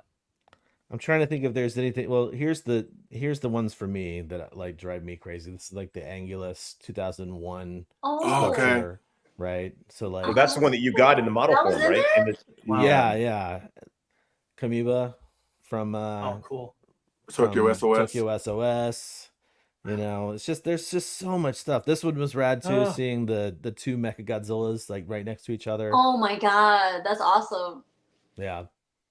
It's rad. And like seeing these things in person, honestly, like that's why I'm saying if you're going to Japan anytime, not just right now, but if you're going to Japan and you have the opportunity to see something like this, whether it's the Godzilla Expo, which is like what David and I saw back 10 years ago, or a DNA of Tokusatsu exhibit, like you just should make it part of your itinerary, because they 100%. honestly, there's something that, I mean, it's not, there's no gatekeeping here. Like if you are a fan of this stuff, being able to be like, oh my gosh, I'm in the same space as the Oxygen Destroyer from I gotta go. 1954. I'm gonna play my Like, shirt. it's amazing. he's right. He's right. He's right. Okay. Woo! So I got the vapors now. Woohoo! well, Hey, let's Enzyme recover says- from our vapors. Is it Minya Is it or Minya or Manila? Manila? Why not both? There's room for both. Minya. Minya. Yeah. I say Minya, Say I me. mean, but we all grew up on tomato. the dubs, the show. Just go by what they say in the Japanese verses. Minya. Minya. Minira. Minira. Minira. Minizilla. Okay, so we're gonna go ahead and recover from the vapors by playing our intermission, and when we come back, it's time to collectively talk about conundrums, and we'll be right back in 2 minutes. Today on Collect All Monsters. Hey, is that a new shirt? It is a new shirt, Lady Kyle, designed by our favorite friend and fan of the show, not to mention the toy maker himself, Octeal. You can get this Kamegon shirt at TeePublic, and you can find a link to this shirt in the show notes right now.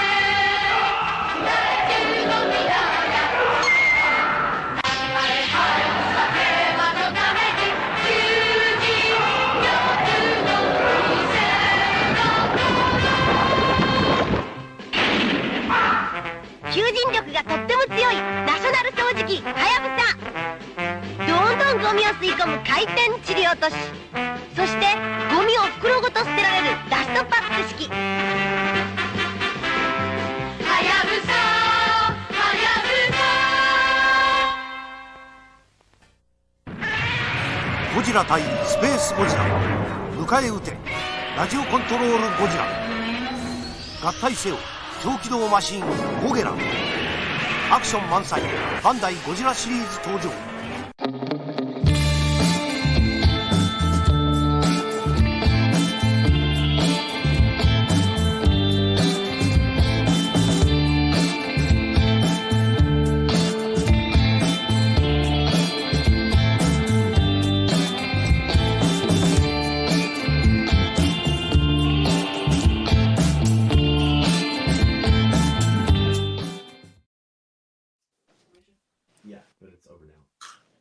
Literally. Just made it.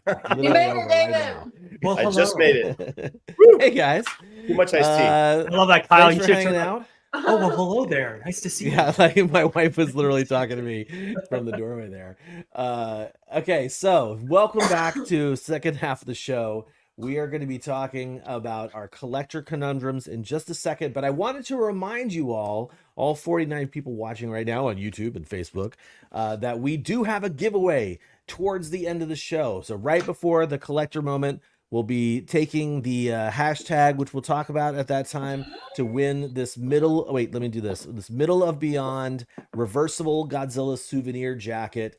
And it literally is, it's something that Christine hooked up through Middle of Beyond. It's awesome. They're going to actually ship this directly from them to the winner. So you get to choose your size and everything. So That's fantastic. We can't express our thanks enough to Middle of Beyond for doing that. Really cool giveaway. Yes, awesome. I actually am a huge fan of the rug. I've got the Godzilla vs. Gigan rug, and they've just been knocking it out of the park with a bunch of their The stuff. rugs are amazing. They're huge. Oh. Yeah. So basically what's going on right now is we've got this volume 2 of what we're calling collector conundrums. And basically collector conundrums are these questions that sort of like collectors like ourselves have thought about, and like, what do we want to hear from our fellow co-hosts and even you watching. And this last episode, what we did was, how do you navigate, or how do you decide what to buy from the avalanche of awesomeness that's always coming out? And this specific one for this episode is coordinating space in your collection, where a bunch of us, I think a majority of us, at least on screen right now, are in a position where we're like, wow, at capacity in terms of like what we, not just what we want to get coming in, but how do we display our collections in the spaces that we have. And actually, David, do you want to say anything before we jump into the first question? I'm going ahead and putting you in the top spot right now anyway. I just think that it's a great series because this is something that I face like almost on a daily basis when I scroll through all of the awesome stuff that's available. And, you know, when you reach a certain point in your collecting journey where you're at capacity, which I am at capacity, really. Perfect example is I don't even know where to put my -1. I don't even know where it's going to go. Somebody has to move out of the way. And, you know, the cost of these figures, the lotteries, the shipping, and then all that aside, where the hell are you going to put it? And this particular installment of our series is how we all sort of navigate that problem and where we display our awesome pieces that we do choose to get, like from the last thing. So once we get them, where the hell are we going to put them? And I really am jealous of new collectors because they have a blank slate and they can kind of start from scratch. And all of us have had so many, you know, incarnations of our collection over the years. And it's just, I can't wait to hear what my co-hosts and you guys in the chat have to say about how you display and choose what pieces you choose to display. So let's take it away. So should we just start with Leslie, Kyle? And what's his question? Yeah, I would say, yeah, Leslie. So Leslie's question, I'm just going to read it out loud because Perfect. I wrote it down before. Leslie's question was, how do you adjust your buying habits based on the space you have available? Leslie, if you want to expand on that, go for it. But if not, let's get your answer for that. It's tough because my focus is gigantic size pieces, and I'm a huge King Ghidorah collector. Those things don't mix well when you want to collect more stuff, you know. So it kind of forces you to be more strategic and forces you to be more selective with what I want, what you want to have in your collection. Because I know as far as King Ghidorah is concerned, I got pretty much every single one of them that I want. There's a couple that I don't really care for. Like, I don't care for the Cretaceous Ghidorah from Roberta Monster 3. I don't really care for the Planet Eater. I mean, if I really wanted that one, all I gotta do is make a bowl of spaghetti, and I got it, right? But you could basically like have a light cut out and just have got that Ghidorah projected on your ceiling, and that would basically be the same thing. Yeah. Okay, Nathaniel, good job. Or or golden jump rope, because again, that Ghidorah design, Jesus, man, no wonder Kyle sounds so depressed when he talked about it on the Kaiju cast that so many years ago. But again, I do want 3 more Ghidorahs, and I want a 30 centimeters Showa Ghidorah. I want a 91 Ghidorah. I got the Mecha, but I want the 91 Ghidorah, and I do want a Grand King Ghidorah from Monster 3. Like, those are the 3 I really, really want. And I want them, like I said, either 30 centimeter scale or 25 centimeter scale.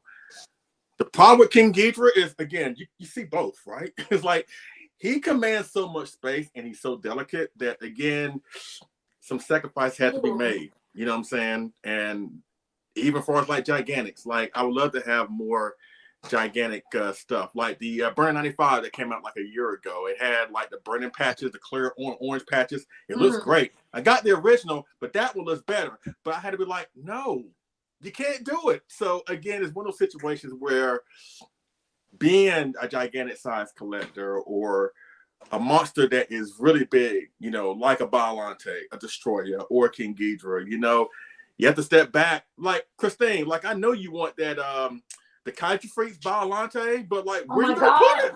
Like where would you put that thing? You know? It'd be in the living room. Yeah, good luck with that. Yeah, good luck with that. But that's where I am right now. That's where I am right now. It's like I'm being more strategic, I'm being more selective, and if some things have to be tossed to the wayside to get stuff that I really, really love and want, then so be it. But that's the price you have to pay when you're a collector.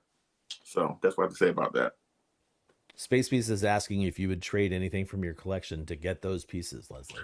Oh, let's see. You mean the 3 Ghidorahs? That's the thing. I don't like giving up my stuff because everything I have in my collection has a purpose. And this is no disrespect to people who do this, but I don't like seeing cluttered collections. I don't like seeing collections that have no symmetry, if you get what I'm saying. It has no character. Like, it's great to collect stuff, but to me, I find it very bothersome when you see a shelf full of stuff, but then you have a shelf that's in place on that shelf full of stuff. Then you look at it 6 months later and talking about, why did I buy this? Why did I buy that? I've been trying to not be that kind of collector. Again, I ain't trying to throw shade at those who do that. But to me, I like to display my pieces where everything has a purpose, everything has a meaning. I can look at a figure and say, I know why I got it. I don't regret why I get it or why I got it. As far as like what I would trade, no, because everything has a purpose. So I would just pretty much get them outright. You know what I'm saying? But considering how low on space I am, out of the 3 Ghidorahs I probably want to have, it will probably be the 30 centimeter Showa one. I can do without the other ones. But again, that's where I am with that. Time for another addition to the house. No, Sam. I mean, I enjoy having my body, my arms, and my neck intact. And Sandra ain't going for that. So I'm a strong believer in self-preservation. So everything is confined to this room, and I made a promise to her about that. Like, okay, I'm gonna keep my collecting in check. It's gonna be in this one room. If anything bleeds outside the room, I'm gonna be in the upper room, if you know what I'm saying. So that's where I am with that. All right. So I guess what I would say is let's ask everybody else. David, how about you? I know the answer. I kind of know the answer to this. Like, how do you adjust your buying habits based on the space you have available? Like, it's pretty obvious with knowing you for the past 10 plus years. It's completely obvious for people who have seen my collection in person. I have, it's like Tetris at this point, and everything fits. Like Leslie said, everything has a place, and I curated it very carefully in different sections with like this room particularly has model kits and X Plus. Inside, I've got a tower of Sofubi, and that's all Sofubi on there. And you know, basically the answer, and I'm not going to take up too much time. I'm focusing on stuff like this size, sun gut size, because I can squeeze them in and I can kind of make them fit into the displays that I already have. And my goal right now is to get one Sofubi representation of every show-up monster available. And then also the human characters, if I can find them or they even made them. So in essence, I only have about 4 or 5 missing from that. Like, you know, Gorosaurus was one of the ones that was missing. So I'm so happy to have a medium-sized, smaller type figure to fit. I already have a spot for him. He's already got a spot that he's going into. But Aw. for example, like I cannot justify buying the Leslie's news item, the the gigantic gigantic. Kitagoji, because I'd have to put him, like you said, put him in the living room, which is not going to fly, or get rid of one of the ones that I have and replace it with the new one, which I don't think I can do that, because there was a time, Leslie alluded to this, where there were things that I wasn't actually in love with. I just bought them because I thought they were kind of cool. And then I'm like, you know what? I'm not really a fan of this. It doesn't fit with this incarnation of my collection. So I sold them, and I put that money in a PayPal account to sort of like recycle that money into newer things. And that worked really well for me for a long time, until let's fast forward to today, where I love everything that I have and I don't want to get rid of it. I'm like, Leslie, I don't want to get rid of it. And spatially and financially, I'm limited to certain sizes and certain types of figures these days. So that's, if that makes any sense to you guys, that's my answer to that question. All right, Christine, how about you? I have no rules. I if I like it, then I'll buy it, and I figure out where I'm gonna put it. Like the stuff I bought now, I have nowhere to put this guy. Nowhere to put this guy. I just got something else today. I have something else coming in the mail. I try to do like David does, the Tetris kind of stuff. So I didn't even have room for this my little Rodan when he first came in, but I kind of wanted to keep this a 64 section, but he's in there right now. But yeah, it's hard because I like a lot of things, unfortunately. And if I really want, I'm like, I'll get it and I'll figure it out later. I try to keep everything in my collection room, which is pretty small here, but I know eventually I'll have a bigger one somewhere. I have space in my office. So That's future eventually, Christine's problem. yes, I'm like, she can worry about it. I'll have a bigger space at a later date. But I can put another shelf in my office, which I think I will. But yeah, I don't really, I'm not very good financially I am. I pay my bills first, and then I buy toys. So I'm good at that part. But yeah, as far as basing my collection off of space and money, anything goes, man. If I like it, I'm like, I'll get it. We'll figure it out later. Collect them all, sort it out later. Yeah.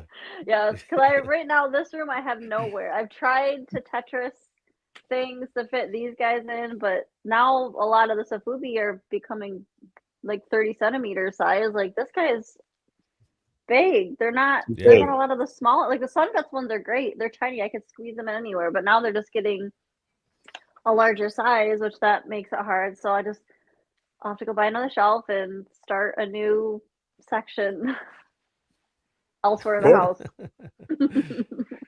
Jonathan, How about you, Jonathan? Yeah, I know you have an interesting situation with your space. Yeah, I mean, you can see behind me, this is it. I have this living room, and I have my bookshelf, which houses all my.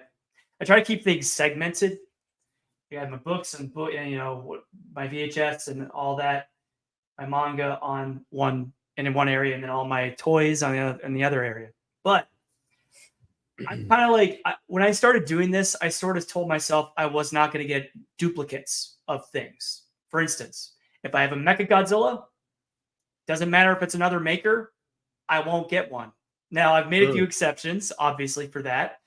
The problem, I agree with everyone here. Like, the problem, obviously, is you say that, but then something comes out. Like, there's too much great out there, and that I want to collect.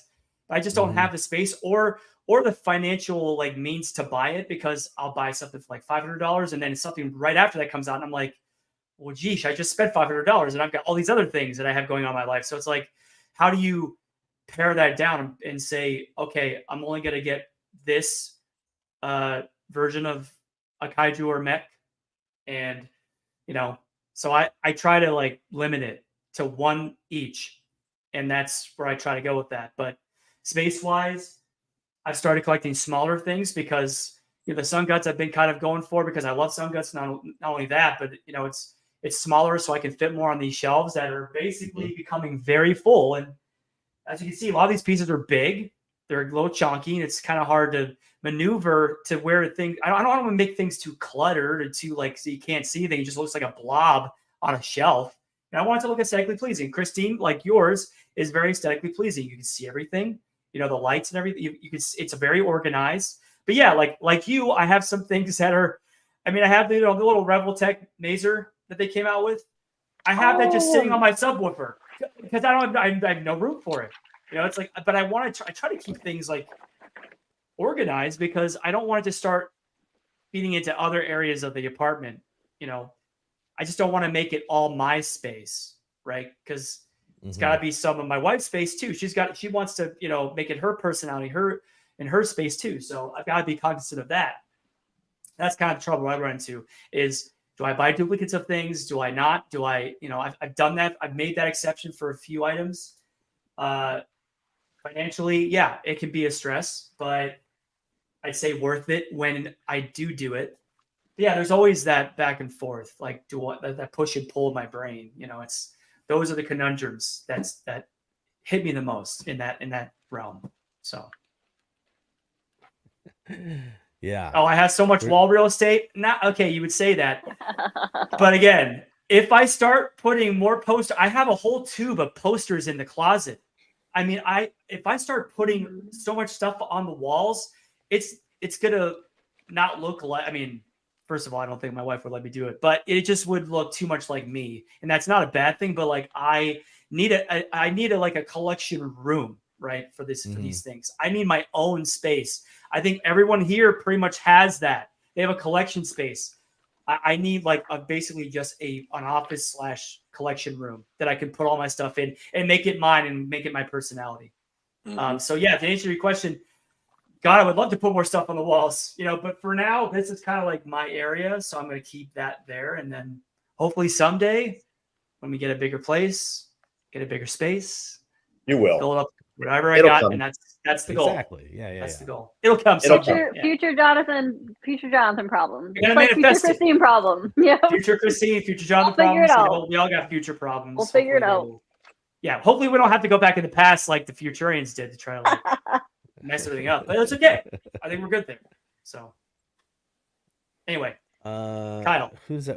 Oh, okay. It's you. So believe it. All right. So I think what I'm gonna do is I'm gonna answer Leslie's question by just saying, boy, oh boy, I sure would like to be the kind of collector that says, I stick to this rule and I'm only getting stuff that gets I could put in this space. But the reality of the situation is that this area here, this room that I'm in, and this area here is what I'm trying to like keep everything inside of. So and there's an area over here too. I'll show that off in a little bit when we talk a little bit more about our spaces. But I have tried to adjust my buying habits so that I'm only getting smaller stuff. But then, I will just be like, oh no, I gotta have this, and this is a big piece. So I'm kind of I'm like in a little bit of a split between the conceptual type of collector that I'd like to be and the reality of the situation, which is more like where Christine is, where I'm like, I just kind of have to sometimes just get something and then be like, where can I work this into the area? And I'm not huge. I don't love selling stuff, but as you guys all know, I used to have a majorly huge room with a gigantic collection of stuff. And I sold a bunch of it when we went from Beaverton, Oregon to Salem, Oregon, and then again from Salem to here in Japan. So at this point, I feel like I have my preciouses all here. And there's of course some things that I'd be like, I can maybe get rid of a couple things to do the one in, one out, but it's just not happening really. I think at this point, nope. Yeah, I think at this point, I don't have enough stuff that I want to get rid of to make it work that way. So I have to really play with what I've got available. And if I really want something really badly, and it's so like, I don't get the big stuff like that GMK figure that I just pulled up. That's probably about as large as I would get right about now. So I just, Mm. yeah, it's actually really weird to, thank you very much, Space Beast. It actually is really weird to go from a massive space, Mm. which I'll just show just right now anyway. Like, where's that image? You Where's make that it look image now? large, though, Kyle. I will say that what you place things, you make it look larger. That Oh, thank so you. that's So this was Wow. a panorama of what my Wow. room used to look like back when I Oh, had yeah. my house in Beaverton. David I've saw been this there. one in person a couple Damn. of times. And that's not even the full room because like this is the over here on the left, that's the entry door that you would come into the room. Wow. And then as you're turning around where you see at the right hand side of the screen where you see the Heisei Godzilla posters there, that's where you would sit down to watch a movie, and there was a big movie screen there, and then even more display stuff on the other side of the room. So Mm. Wow. I really did pare it down. I really did make quite quite a big sacrifice when it comes Yeah. to that stuff. I believe fully in playing to the space that you have, which actually Absolutely. here's what we're going to do, because Right on. a lot of these questions sort of kind of like have a little bit of a dovetail effect on them. So what we're going to do right now is I'm going to just say all of the questions right cool. now, and then Oh, great. instead of all answering individually, we could sort of all just answer kind of collectively as they are. So Okay. the questions we came up with for the rest of the segment are: do you mix all your stuff together? This is my question. Or do you have pockets of Sofubi versus X Plus versus model kits versus posters, etc.? And then I see Kaiju Battle says he has half of my stuff too. That's because Mike Farah bought a bunch of my stuff when I was selling it. Yes, he did. Christine's question was, how do you showcase as much as possible in your collection? Jonathan's question was, how do you aesthetically arrange your pieces, by color, by size, by subject, etc.? David's question was, are your collections displayed only in one specific room, or do you utilize multiple spaces to curate different components of your collections? And then there was an alternate question of, for those of us where space is a commodity, which is kind of what we're getting at right now, but additional aspect is like, how do you decide what to display and what to keep in their boxes? So I think what we should do is just sort of like, as we're going down the line, like just answer what you want to from it. I mean, we basically have there's a ton of content there. We could do another 2-hour stream just off of that stuff, but we're already at 2 hours in.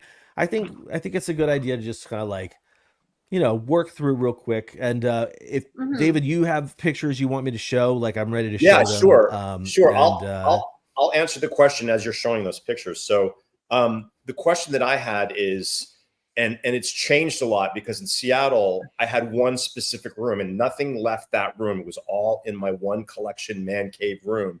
Now here in this new house, as you can see, this is a very large garage space that we had the floor refinished. There's air conditioning in here. It looks more like a collection room than actually a garage. The car is actually right over there. But I had these shelves custom built, and I have a workbench right here, workshop where I build and paint model kits and things like that. Underneath, I can't even show you, I have model boxes. I have all my painting supplies. I've got my classic Bandais above the other shelf over here. Essentially in this space, I have limited it to model kits, which Leslie knows take up a lot of room, and they're delicate, so they cannot be in a place where they're going to be disturbed. And X Plus figures, all of these top shelves here. Kyle, you can show the pictures if you got them there. The top shelves are all X Plus, and yeah, this is where I am right now. You can kind of see the room as a whole, and it's all X Plus. Oh, okay. Now we're going into the living room space. We have shelves in the living room, and Keith and I have things that we like collectively. So this is a shelf that we both like stuff. You know, it's kind of like not necessarily just Godzilla. This is in the dining room. This is a really large art piece that we got at the Shag Gallery of Ghidra, the three-headed monster, done in kind of like a mid-century modern art style. And that's in the living room, in the dining room. And then, of course, I have to display my vintage big three, Godzilla, Rodan, and King Ghidra. Special stories between all of those three. And then there's a little tin wind-up Billiken that Keith got me. That was the first Godzilla gift he ever got me. And what a great gift. Now, this is just the hallway leading to our bedroom. That's the Popey Jumbosaurus that I hand carried back from Japan, from Osaka. And above it is the Tom Whalen beautiful Mothra versus Godzilla poster, which I had framed recently. And so that's actually the hallway going to the bedroom. And here's more shelves in the living room, all vintage on the top shelf, all the Popies, and then there's the Bullmark Giant Godzilla. And there's my Peter Santa Maria memorial shelf of all the cool stuff, because I think his pieces are, sort of transcend just toys. They kind of verge into the art world. Now here's my Tower of Sofubi. Now this is the Tetris game. This is where I really don't know where things are going to go, because I really love almost everything there. The only thing that I need to do, we have to talk about lighting in a future episode. I need to get lighting on these shelves so you can see the ones that are behind there. But this is my Tower of Sofubi, and I do have it sort of separated into areas. The glowies are on one. The large ones, of course, will only fit on the top. And you can't even see the bottom shelf. The bottom shelf is just miscellaneous stuff. But there's one little space in the left-hand corner on the third shelf where the Gorosaurus is gonna live. But that is in the hallway. That is not in here. That's in the hallway leading to this space. So, and then, of course, on one of the shelves in the living room, I love this piece. This is the D'Agostini wood carved 54 Godzilla, and I absolutely love this piece. And again, it transcends like Japanese artisan works to pop culture and Godzilla. So I absolutely love that. I think that's it, right, Kyle? Is there any more? I think so. That's pretty much Hey, it. Tom Whalen. Oh, there you What's go. up, There Tom? was Oh, Tom, what's up? Thanks, Tom. I'm so glad you're watching. I'm so glad I saw that. Oh yeah, no, this is the last area. This is the dining room on the other side where we have a large counter, and I've got my Mondo Godzilla Tiki mug, a little Tanuki I got from Daiso. It was $1.50, and there's my wonderful Godzilla sake decanter. I found the box and I found the tag, and there's the little half-eaten dorayaki, Kyle. You remember when I bought that on top? Yeah. And then there's Alex's piece kind of hinting out there. I'm not sure it's going to live there forever, but it's there permanently. But anyway, to answer my own question, I have things in other spaces besides just this room because it's absolutely necessary. There's no way I could display all of my stuff properly if I had to squeeze it all in here. And I think what we're going to do, we talked about this before, is in the future we're going to do our second edition of Kaiju Cribs, where we do videos and we can really see all of the ins and outs of each other's collection. So I think that's coming in the future, a future show. But that's really the only way to showcase everything. But it is a conundrum to me because just all the questions combined in one, financially, spatially, I just don't have the space or the money to get these giant things anymore. And I don't want to sell anything necessarily because I really love the things that I have. And I do have some things in boxes. If it's still in a box, that might be able to go. I have every single X Plus Ultraman figure, the 25 centimeter. I started to let some of those go because I can't display them all properly. I know. Started to let some of them go, Leslie, but I have to do that because I have my absolute favorites over here. But it's just really hard, and I go through this, like I said, on a daily basis when I see these things coming at me. I mean, am I really gonna buy this like Christine and put it aside and then worry about where I'm gonna put it because there might not be a space for it, you know? And thank you, Calvin. I appreciate that. I think, and I've been very lucky that Keith has been gracious enough to let some of it infiltrate to other parts of the house because he honestly loves that shag print and he loves the Tom Whalen Mothra versus Godzilla because he loves Mothra versus Godzilla. I got you. So I don't think I can do anything else in that room. I think I'm done because he's been really good about that. But, Jesus Christ. What do you mean? What? For what? Why is he saying that? No, sometimes it can mean a good thing. Sometimes it can be a good thing. What could be a good thing? That I don't have Jesus space? Christ. Like the overwhelming, the overwhelming. like, Okay, well, whatever. yeah. It's a daily struggle for me, and I always go and try to rearrange things in a better position, and move things around like a Tetris thing. And I don't want to have anything on the floor. I don't want to have anything on the floor. I don't want to have anything on my workbench. Not going to happen right now. Preach. But it's just so I can't do it. As much as I really I don't have anything on the floor yet. That big X Plus, Kiryu Goji, I just can't do it. I see you, Leslie. Oh gosh. But I mean, that's probably my best answer for all of those combined. So let me pass it over to Christine and see what you got to say about your solutions. Oh gosh, the combined one. Okay, so real quick, I'll go through them. So I do kind of try and separate mine. I try to keep certain figures on certain shelves. So I have all of my X Plus. I like the Vitch-Joe shelves from IKEA. All of my X Plus goes on those. It's hard for me because I still like collecting the realistic stuff like the X Plus, but I'm huge into the Sofubi. So my main focus is mainly Sofubi. I don't really get as much X Plus anymore unless it really grabs me. Like the -1, obviously I had to get that. The Cybot, but like I haven't gotten any really recent releases from them in the past couple of years, well, except for the -1 and the Sakai 84. I mean, but like I've kind of slowed down more on the X Plus like realistic kind of stuff and focus more on my colorful Sofubi. Yeah, I definitely have run out of space. So as far as like how do I display it as much as possible, I get these things are lifesavers. The clear risers. Risers. I need those. I don't have any risers. Well, all these, because there's no way I would have been able to fit all of this stuff in these boxes without the risers, where you can clearly see them. Like before, like these would be in the back, my Mondo 84s, and you wouldn't be able to see them, but I have them raised up, which means that I can push more into this box because now the tails from these ones go underneath the clear, like the risers. Like my toy graphs, I have like my toy graphs and like my special pieces I keep in like the glass decals, and those I have risers for too, so I can have like 2 rows. Like I have like 6 or 7 like in each little square box area. But the risers have been a huge like space saver for me. Game changers for sure. And like literally you can get them on Amazon for like $25 for like 12 of them or so. Or what was the other question? I don't even remember. But do I display them in other areas of the house? I have posters. I have all these -1 posters that I hung up in the living room. And maybe some of my figures, like 1 or 2, have worked their way into the living room as well.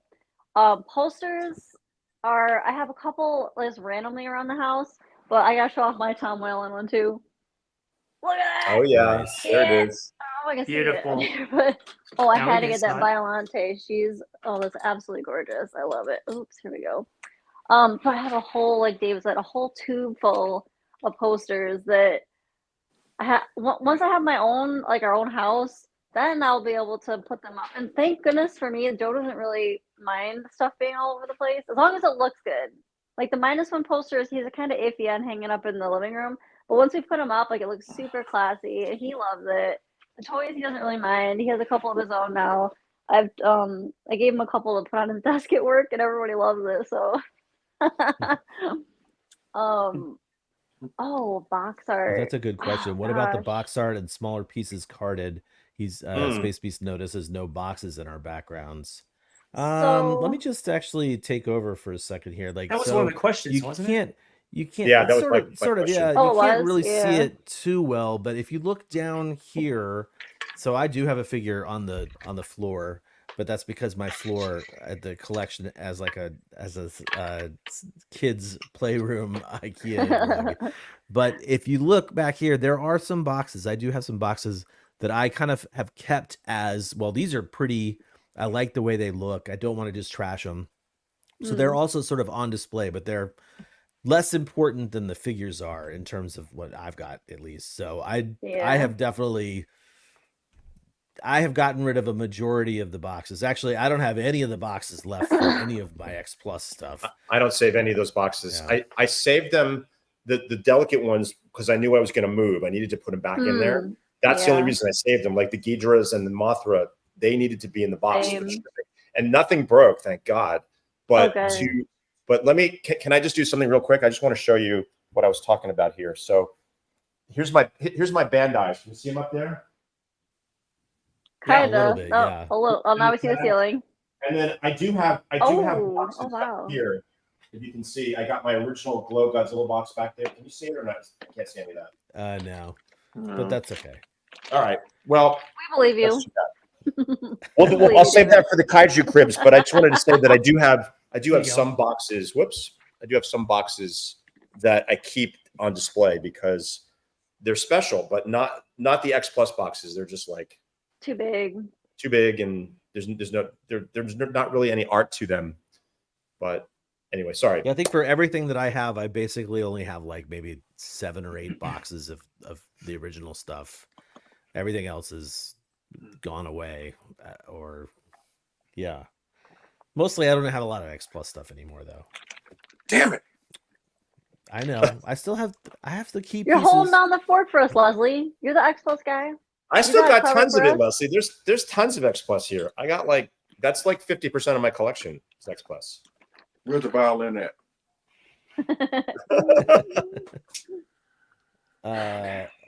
All right. So let's see. What's some of the other questions we got here? Oh, that's a good question. Ooh. When did you start doubling up on Sofubi sculpts? Ooh. No more. That's done. That's done for me.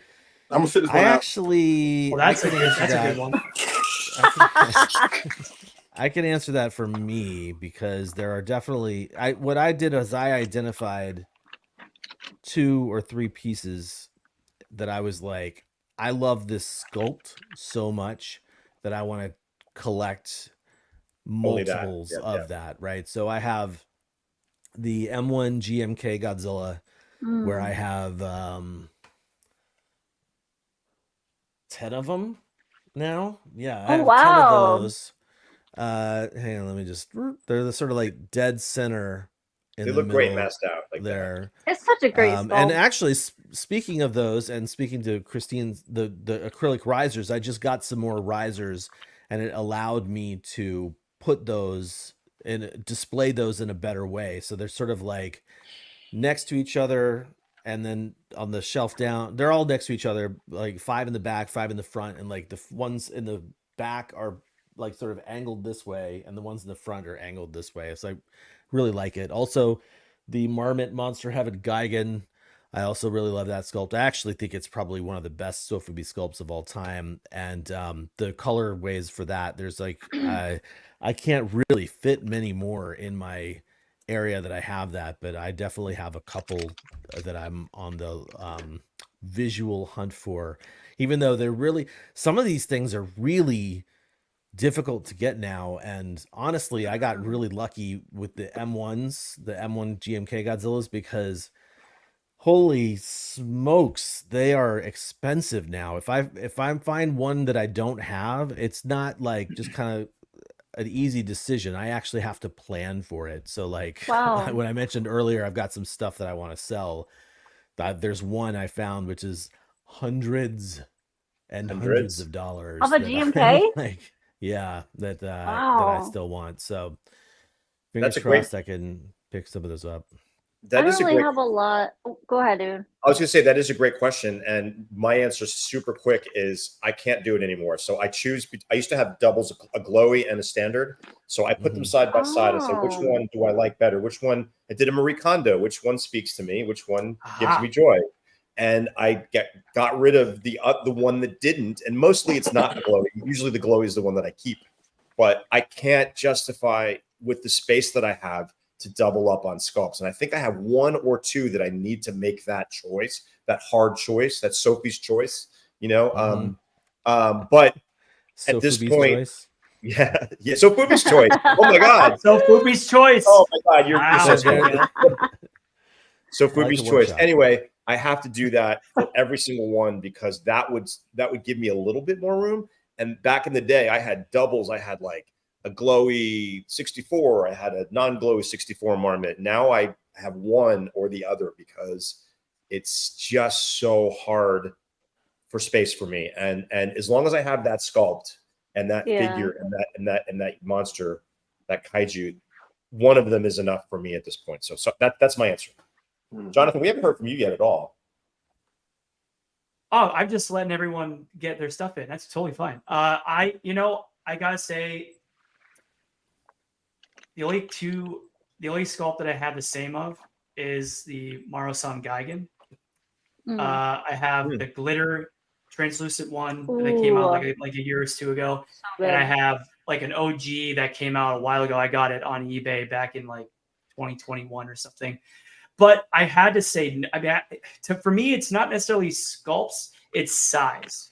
Like I need to start, like I said, collecting things that have variants of sizes because I want to start building sort of, organizing areas like a small half and then a medium-sized half, a big half here, and then I don't really collect a lot of X Plus. I got into that game late, and it's too late for me to keep going. So what I'm doing with X Plus is I only get ones that I really love.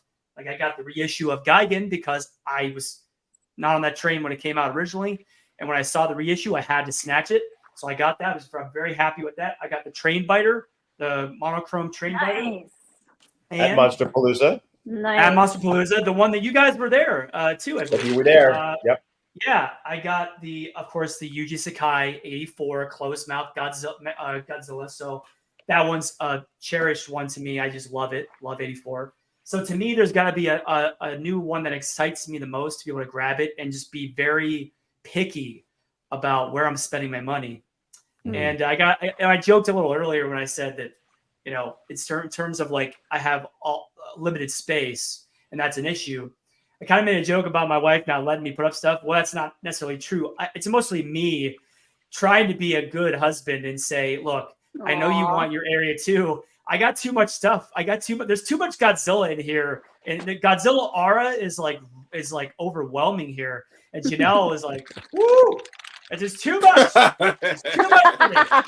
So I have to say, until I have my own space, like which I really need, and I will get that. I'm gonna manifest that out into the fucking universe. Oh my God, see, there we go. Ooh. You get me talking, and you gotta put a little Godzilla bleep on there.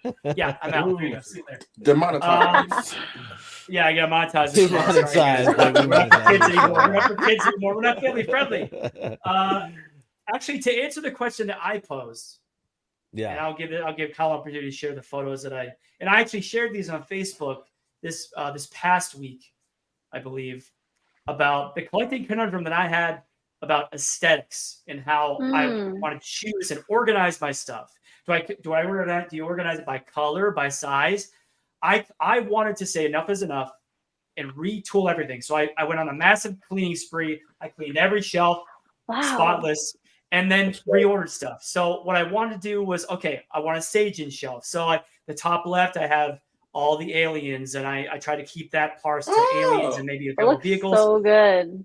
Yeah, and like color was a big thing there, and I wanted to maybe use height. So to me, that is the one shelf that I was able to get size, color, and like arrange with like a specific type in one shelf. I kind of tried to do that. The rest of them, I have like the top shelves, the very tops are size, obviously. And, we have, I kind of wanted to maybe get some translucence in there and some glitter, and it's kind of all over the place, but to me, it's better than it was. So that's kind of where I'm at now. I'm very much, what? Where the hell are you going to put your KOC 64? And this is another conundrum. So I'm not putting it up. I'm not putting it on the floor. I tell you that right now. You damn right you ain't. You better not. You damn right you ain't. So my plan. Leslie and I will drive to your house if you put it on the floor. That's not. So I'm driving through the house. What are you talking about? woof.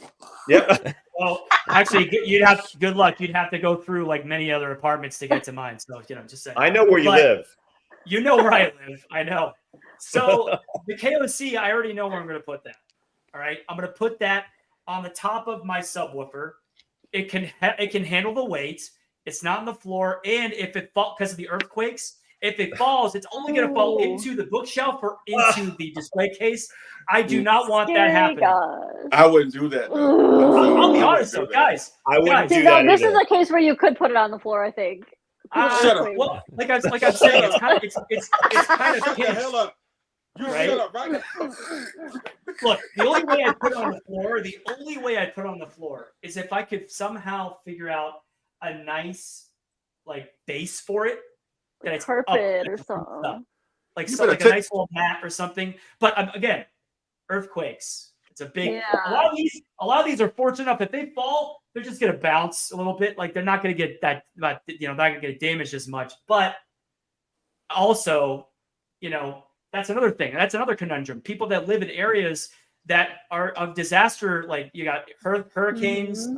You live in a hurricane-heavy place, tornadoes. That's Leslie's a hurricane, right? Natural disasters, yeah. Hurricane, flooding, tornadoes, like you name it. And I know what everyone in this chat can relate to some of those. I know Kyle definitely with the earthquakes. Kyle's got all of it. He's got all of it. Literally a typhoon just went through yesterday. So. Yeah. Japan has all of the above, and we're not going to have floods, thank goodness, but we are going to have earthquakes, right. And there was just one last week, actually, and nothing even moved, like nothing even shifted, nothing. But what I suggest you do, Jonathan, real quick, is get a super duper heavy duty shelf. Put it on the wall somewhere and just have the KOC on there. And even if it shakes, it's not going to come down. It's funny you said that because they're back in the corner, right? You can't really see it, but right by the air conditioner. That's the space. I told Janelle, and she was down for it. I was like, I would like to get something that just goes there. And we could put some of your stuff on there, some of my stuff. And just maybe it's a bookshelf. But hey, if it was a bottom bookshelf, I could put a little light there. Boom, that'd be a perfect spot. Now, the only trouble with that is, and this goes to another conundrum that I'm sure someone brought up in the chat earlier about the tails. Guys, can they give us detachable tails or like magnets or something we can so we don't have to keep popping them off and try to, leave them in and out to make them fit. Give us some options. Don't make them go make them curl up or something. Don't make them always go out straight or like super long or like it's kind of like they're not snakes. I mean, come on, make them easy to display because I know they know everyone's putting them on shelves together. I mean, my goodness, like KOC tail is long for us. Yeah, well, that's what I'm saying. Like, so I've got to do some measurements or something. Someone said putty. Putty's another great option. Reinforcing things and earthquake putty is a must in California. Yeah, so you gotta have it. And Japan. After every earthquake, I walk in here. I'm like, okay, who fell down? Oh no, trust me. We had like a 4.5, and it's not big by any means. But we had a 4.5 here a week ago, and I remember what did I do when it went off? As soon as it started rumbling, I didn't go for cover. I immediately ran over here, and I was like, no, nothing's gonna fall. Oh, you're a trip. We're good. Whoa. And Janelle comes in, she's like, "Oh, is that an earthquake?" She's like, "I was going for look for cover." I was like, "I was going." You didn't go for her first? What kind of husband are you? No, she was in the same room. I was. Hey, she was in the other room. So you didn't run to her. Are you okay, honey? Are you okay? Yeah. I was screaming from the other room. Godzilla's fine, but are you okay? We're all good here. We're fine here. No. Why am I just hounding myself big time? Oh, okay. And here's one more thing I will say, because I know I'm taking up a lot of time here. This is basically all I'm going to say. Okay.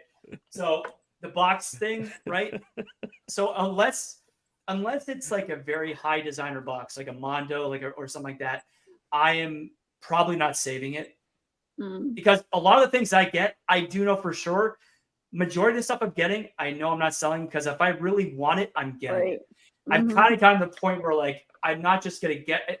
When I first started collecting, I will admit this openly, and I will definitely be first to say I was one of those guys that a few items I got because of the hype, and I got them. And I was like, Yeah, and like, but then I started thinking really hard about it. I'm like, look, why am I doing this to myself? Like, I really just have to get things that I want, and that's where I'm kind of at now. And I'm thankful that like my brain is going there. Like, I'm not just like.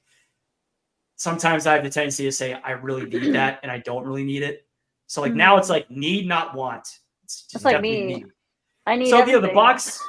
Yeah. So the box thing is like, unless it's like a Mondo, I'm not keeping it. I'm throwing that thing out. Or like someone said in the comments here, I forget who it was, forgive me, but they said with the boxes, unless it's like a really nice box, I'm gonna cut out the design and I'm gonna slap it in my garage as a design element, like a wallpaper, and that's a great idea. If you're not gonna just throw it away like I do, then do something with it, to make it a little creative space or something. So hey, that's all I'm gonna say. That's Jonathan's view on life in the collecting world, and boom, we can go to whoever else wants Great to chime advice in at this point. I think I'm gonna unless anybody has anything they feel like they really need to share, I'm going to take over for a second, because I did have some things I wanted to say specifically about this subject that we have for this coordinating space in your collections. As you saw before, I had a massive collection in my previous house. In one of my previous houses in Beaverton, Oregon, we moved to a small townhouse where then I had to really figure out how I wanted to display stuff. That's how it looked when we were in the last place. Really, that was all I had. That was my display. Everything else was in storage. Honestly, that's really I love that's beautiful. And like that's what I said earlier, Kyle. That's what I was mentioning about like. Thank you. Well, that's what I was mentioning, Kyle, earlier about like you make this space because you showed me you're like it's actually kind of small, but for where you positioned everything with the camera and everything there, I'm like it actually looks quite big to me. I mean, yeah, thank you. It's beautiful. Yeah, it was quite an adjustment to do that. And then we knew this was a stopgap, right? We knew that Salem was just a short stop before we went to Japan. And this is where I'm getting to the big presentation aspect of this.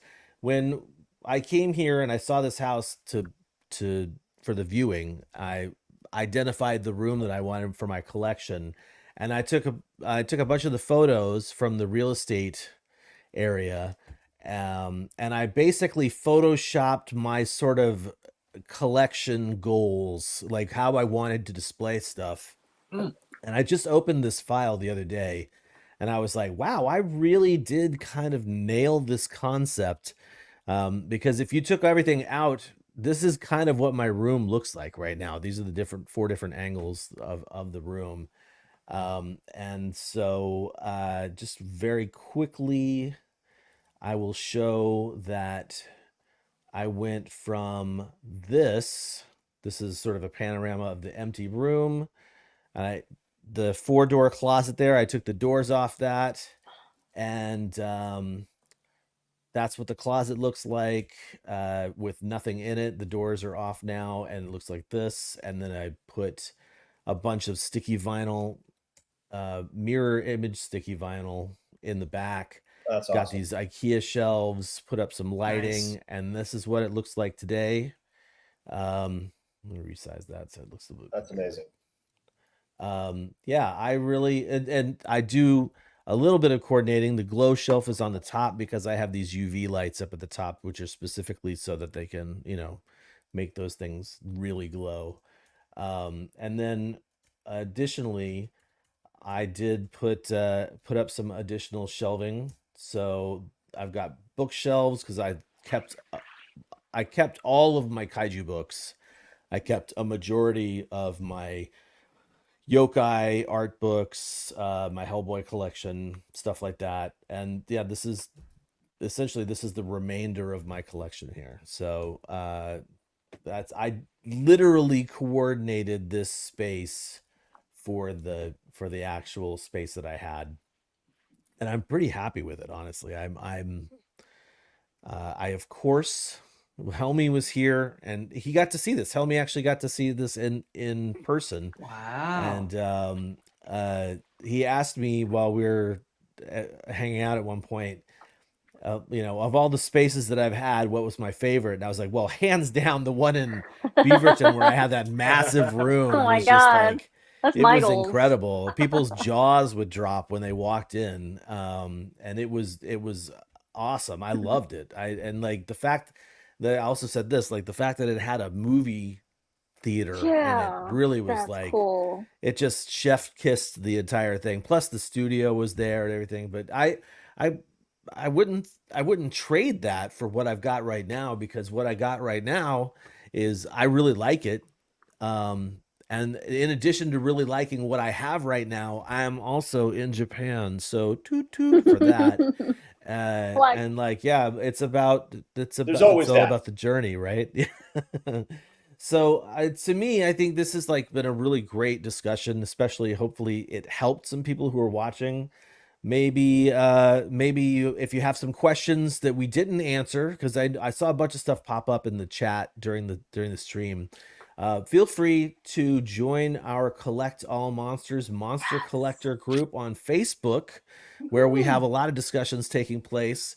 And I think we could definitely continue this conundrum discussion over on the Facebook group. I'd be happy to share some more images from my journey as a collector and how I tackle some of this stuff. But I think little nuggets from each one of our answers have all been part of my collecting journey. I know that each one of you has, like, we've learned from each other. We've learned from other collectors. And honestly, I just really love I love seeing your collections. I love seeing everybody, how they display their stuff. And that's, again, one of the best reasons to like share stuff in the Facebook group too. Yes, also Nathaniel, I hope that Godzilla does not stomp on my collection, but even if he did, it's all You'd be just honored. stuff. you'd be like in Yeah. Godzilla Like, vs. yes, Violante please. with the big hole in the ceiling. the Right. Godzilla Yeah, foot. exactly. Right up That'd be there. cool. My sunroof, my new sunroof. What a way to go. What a way to go. What a way to go, indeed. So we're going to go ahead and move along. This has been a great discussion. Loved it so much. Yeah. And 58 people watching. yeah, that's pretty rad. Let's do this. Awesome. Christine is showing off the middle of Thank you, John. Beyond Thank you, John. jacket Yeah. that super cool. we are I love about it. to give There we away. go. And let's see. Let me get to the StreamYard giveaway tool here. Good luck, you guys. All right. So Reversible. Here we here's go. how we're gonna do this. We do have our collector moment that's going to be happening in just a minute. But if you would like to win this jacket, as Check it long as out. you're not a member of the show or a mod, sorry, Helmy. Rats. What we're going to be doing is collecting. I need you to do, if you want to win this, it's a random drawing. And actually, I don't want to put this in the comments because I don't want it to count. But basically, let me get a new banner here. Yeah. Squadock. Super cool. It's very cool. Okay, so I if you love would like it. to win this jacket, you want to use hashtag Kaiju Drip as your comment, and this will collect both on Facebook and YouTube here. Super easy to But flip go it ahead and inside drop out. that in the comments while we're doing the collector moment. When we finish up with the collector moment, we will jump into the StreamYard giveaway tool and pick our winner. So Man, with that dropping in said, like, let me Oh, turn that off. oh God, they come in like hotcakes. Look at that. Look at good that. luck, you guys. Yeah, Look at good that. luck. Yeah, Okay. good luck, guys. So This is a good one. generally what we do at the end of the program is we have our collector moment, which showcases awesome stuff from our Facebook group, the Collect All Monsters Monster Collectors. Oh, we have a video too.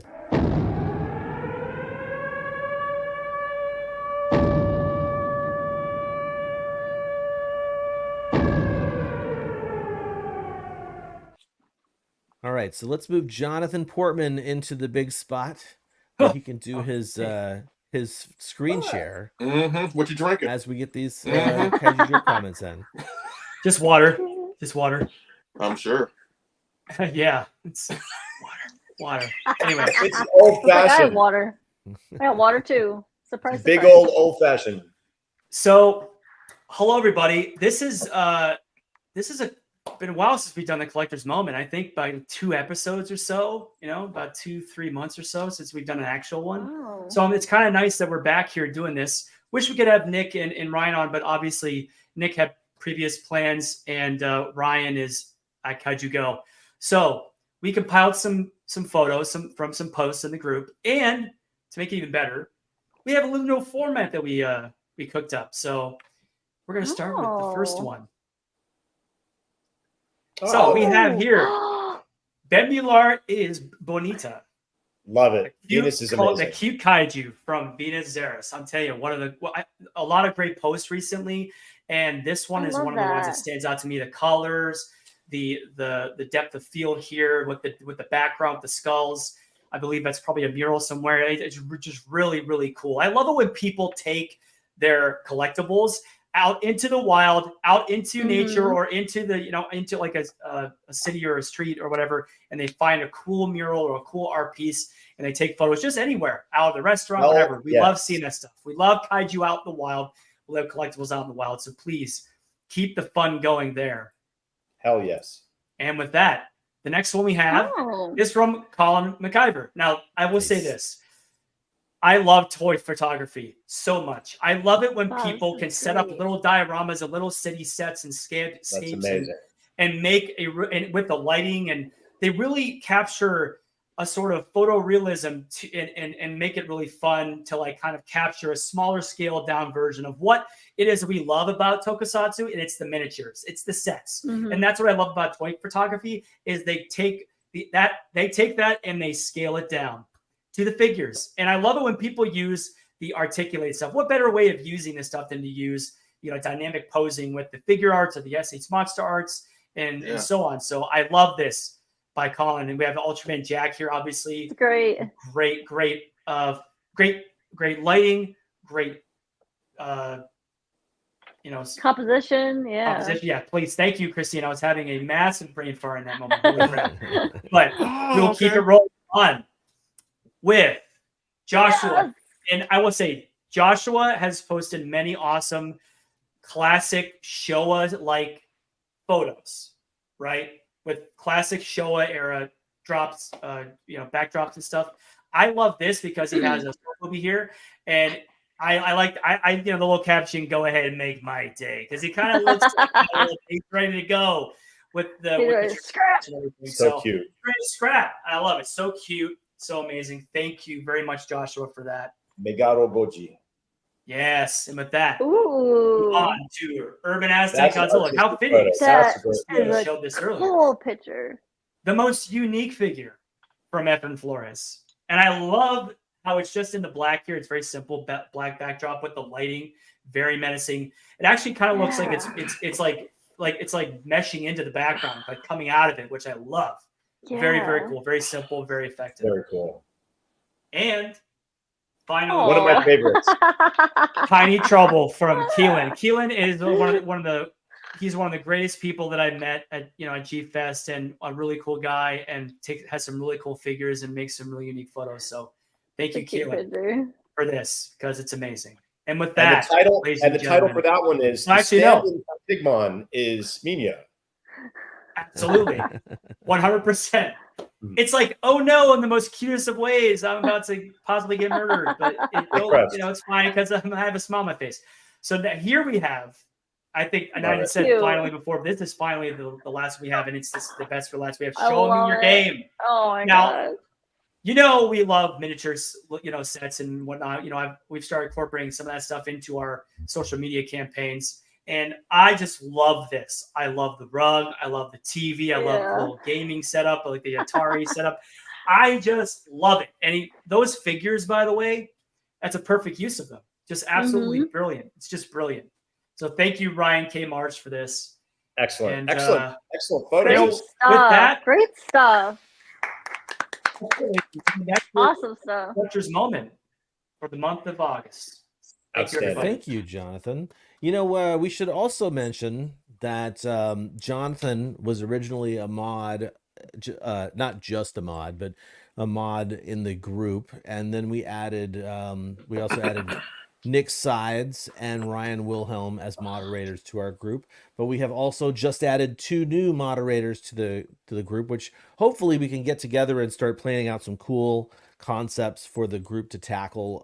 Not just discussions, 100%. not just like photo shares, but Helmy, Abdot, and Tanner Steffen are also new mods to the group, and I'm sure that in our future collector moments we can get some of their input as well. Now, Excellent. though, we are going to go ahead and move along from the collector moment and share the StreamYard giveaway tool because Ooh, it's good luck. time to Oh, boy. find out who Woohoo. is Good luck, going to be everybody. winning this Kaiju drip. Make sure you Lysol that Michigan. jacket. Lysol that jacket when you get it. Ain't no telling where she Hey, been. it's not coming from me. Whoever wins this jacket, please share a picture of you with it on. We'd love to see it. Yes. Definitely. And we huge just need thanks your to Middle of address and your Beyond. size. Yes. Charles Merdick. Oh my Dude, God! congratulations. Charles! Woohoo! I love that. I love that, Bill Murray. Oh my God, that's great. Fantastic. Bill Murray, Well, Perfect. congrats, Perfect. Charles. That's Yay. awesome. You can wear that at the next Congratulations. G-Fest. Is And Charles I watching? know There you go. Hey, someone we asked it twins. earlier. Kyle alluded to it a little bit ago, but someone asked in the chat earlier. That jacket is from courtesy of Middle of Beyond. They do the rugs, they do Yes. really cool jackets, and this is coming courtesy of them. They gave us this giveaway, They so do thank you very much, sweaters. Middle of Beyond, for giving us this Yes, opportunity. thank you. They do Appreciate it. flannels. They have a spirit jersey. Go check out their website, middleofbeyond.com. Lots of great stuff. They got that 100%. cool Godzilla tower carpet, right? Rug? Yeah, the Godzilla Tower Walk, which is out of stock now, but will be coming back in stock in a couple months. So keep an eye on their website if you want one. They're huge, awesome. They have the Mecha Godzilla rug. Flannels, they do a bunch of great stuff. It's Yeah, they do. They it's really very do. different from what you normally see being released as like apparel and home goods. So like definitely check Yeah. out Middle of Beyond and their website. And congrats to Charles. Congratulations. And thank you to all Yeah, my 58 people gosh. who stuck around and have been hanging out. This has been a super fun discussion. I'm loving these collector conundrums. Yeah. And speaking Yeah. of, the next episode 56 of the Collectible Monsters, is going to be talking about evolving your collections. So we'll definitely be back Yes. on September 14th for another episode. Where is that? Didn't I put that in here somewhere? Yeah, here it is.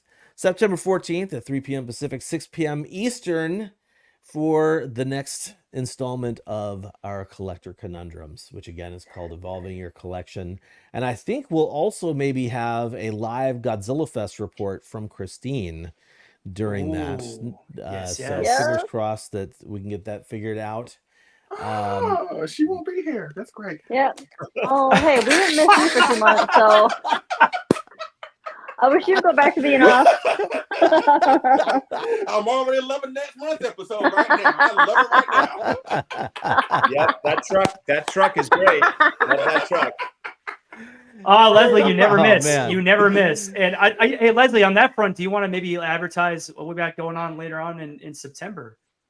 Oh yeah, that's right. That's right. That's Oh, right. right. Oh yeah, that's right. In September, myself, Jonathan, and Kyle, and I think Nick Adams for the Monster Report, we're gonna do a supplemental discussion talking about our favorite Heisei flying machines that oppose the King of the Monsters, Super Oh. X, Super X2, and Super X3. We'll let you know when that show will be, but it'll be probably sometime after we do our main episode in September. So please be on the lookout for that. Our love for Super X, Super X2, and Super X3. Yes. Fantastic. Can't wait to be a part of that. Thank you. I also should mention that we haven't completely nailed down the date yet. And there's actually been a little bit of a difference to how StreamYard interacts with Facebook and groups. We used to do these group exclusive streams that were the garage sale streams, where we invite you guys as collectors who are part of the group, who are selling some stuff, to come onto the screen and basically QVC your way through some sales. But things have changed with the way StreamYard interacts with Facebook. So we definitely want to do a garage sale stream, but we're going to have to do it through YouTube as well. So, or at least on the actual Facebook page instead of the group. So that'll be coming up in September. I think we're going to shoot for either the week before or the week after the next episode, but we'll be posting about that in the group. And that's, again, a garage sale, which means that we come on and we sell some stuff to you guys, and you guys can buy some stuff from not only Collect All Monsters hosts, but also some of the other Collect All Monster Collector members from the group. It's a lot of fun. It's a lot of fun. Oh, Kyle. It's a ton of fun. Yeah, what's up? I want to address this right fast. Jordan Liner asked, when is the North Carolina meetup? I'm assuming he's referring to what I talked about when I went to that, when Sandra and I went to that show to get this Godzilla. Actually, I have been in talks with Acme Comics in Greensboro, North Carolina, and I'm still trying to work everything out, but we are going to do something where I'm going to go there for a day, bring some of my great statues, have some Godzilla fans from the area, from the local area, come into that store. I'm going to live stream it on our Collect All Monsters Facebook group, and that should be really, really fun. I'm going to try and do that closer towards Godzilla's birthday, something like that. But that will happen sometime this year. I don't know when exactly, but that is happening. So be on the lookout for that. I'll let y'all know in the next month or so when I'm going to do that. Fantastic, dude. That's great. Love it. Yes. It'd be cool to have local get-togethers. That'd be rad. Yeah. That's right. Ain't it right, Godzilla? You ain't gonna come on, say something. Yeah, actually, you know what? That's a great idea, Leslie. I should see if there's going to be a bunch of collectors here for Godzilla's birthday in Japan, and then see if we want to get together to do some sort of hangout for that. That'd be rad. Yeah. Oh, there he is. There you go. Oh, Blue. Oh, Bio Goji. Yeah, I love those local meetups. Those are great. Cool. We should do one in LA. Well, a lot of stuff coming up. A lot of cool stuff happening. A lot of cool events. A lot of cool people. A lot of cool times. Yeah. This has been a great 3-hour episode. And before this continues into a 3-hour, 5-minute episode, allow me to just say, until next time, our planet may be doomed, our Earth devastated, the monsters are in revolt, and civilization is in chaos. Because we must unite and collect all monsters. We'll see you for the next iteration of whatever we do, guys.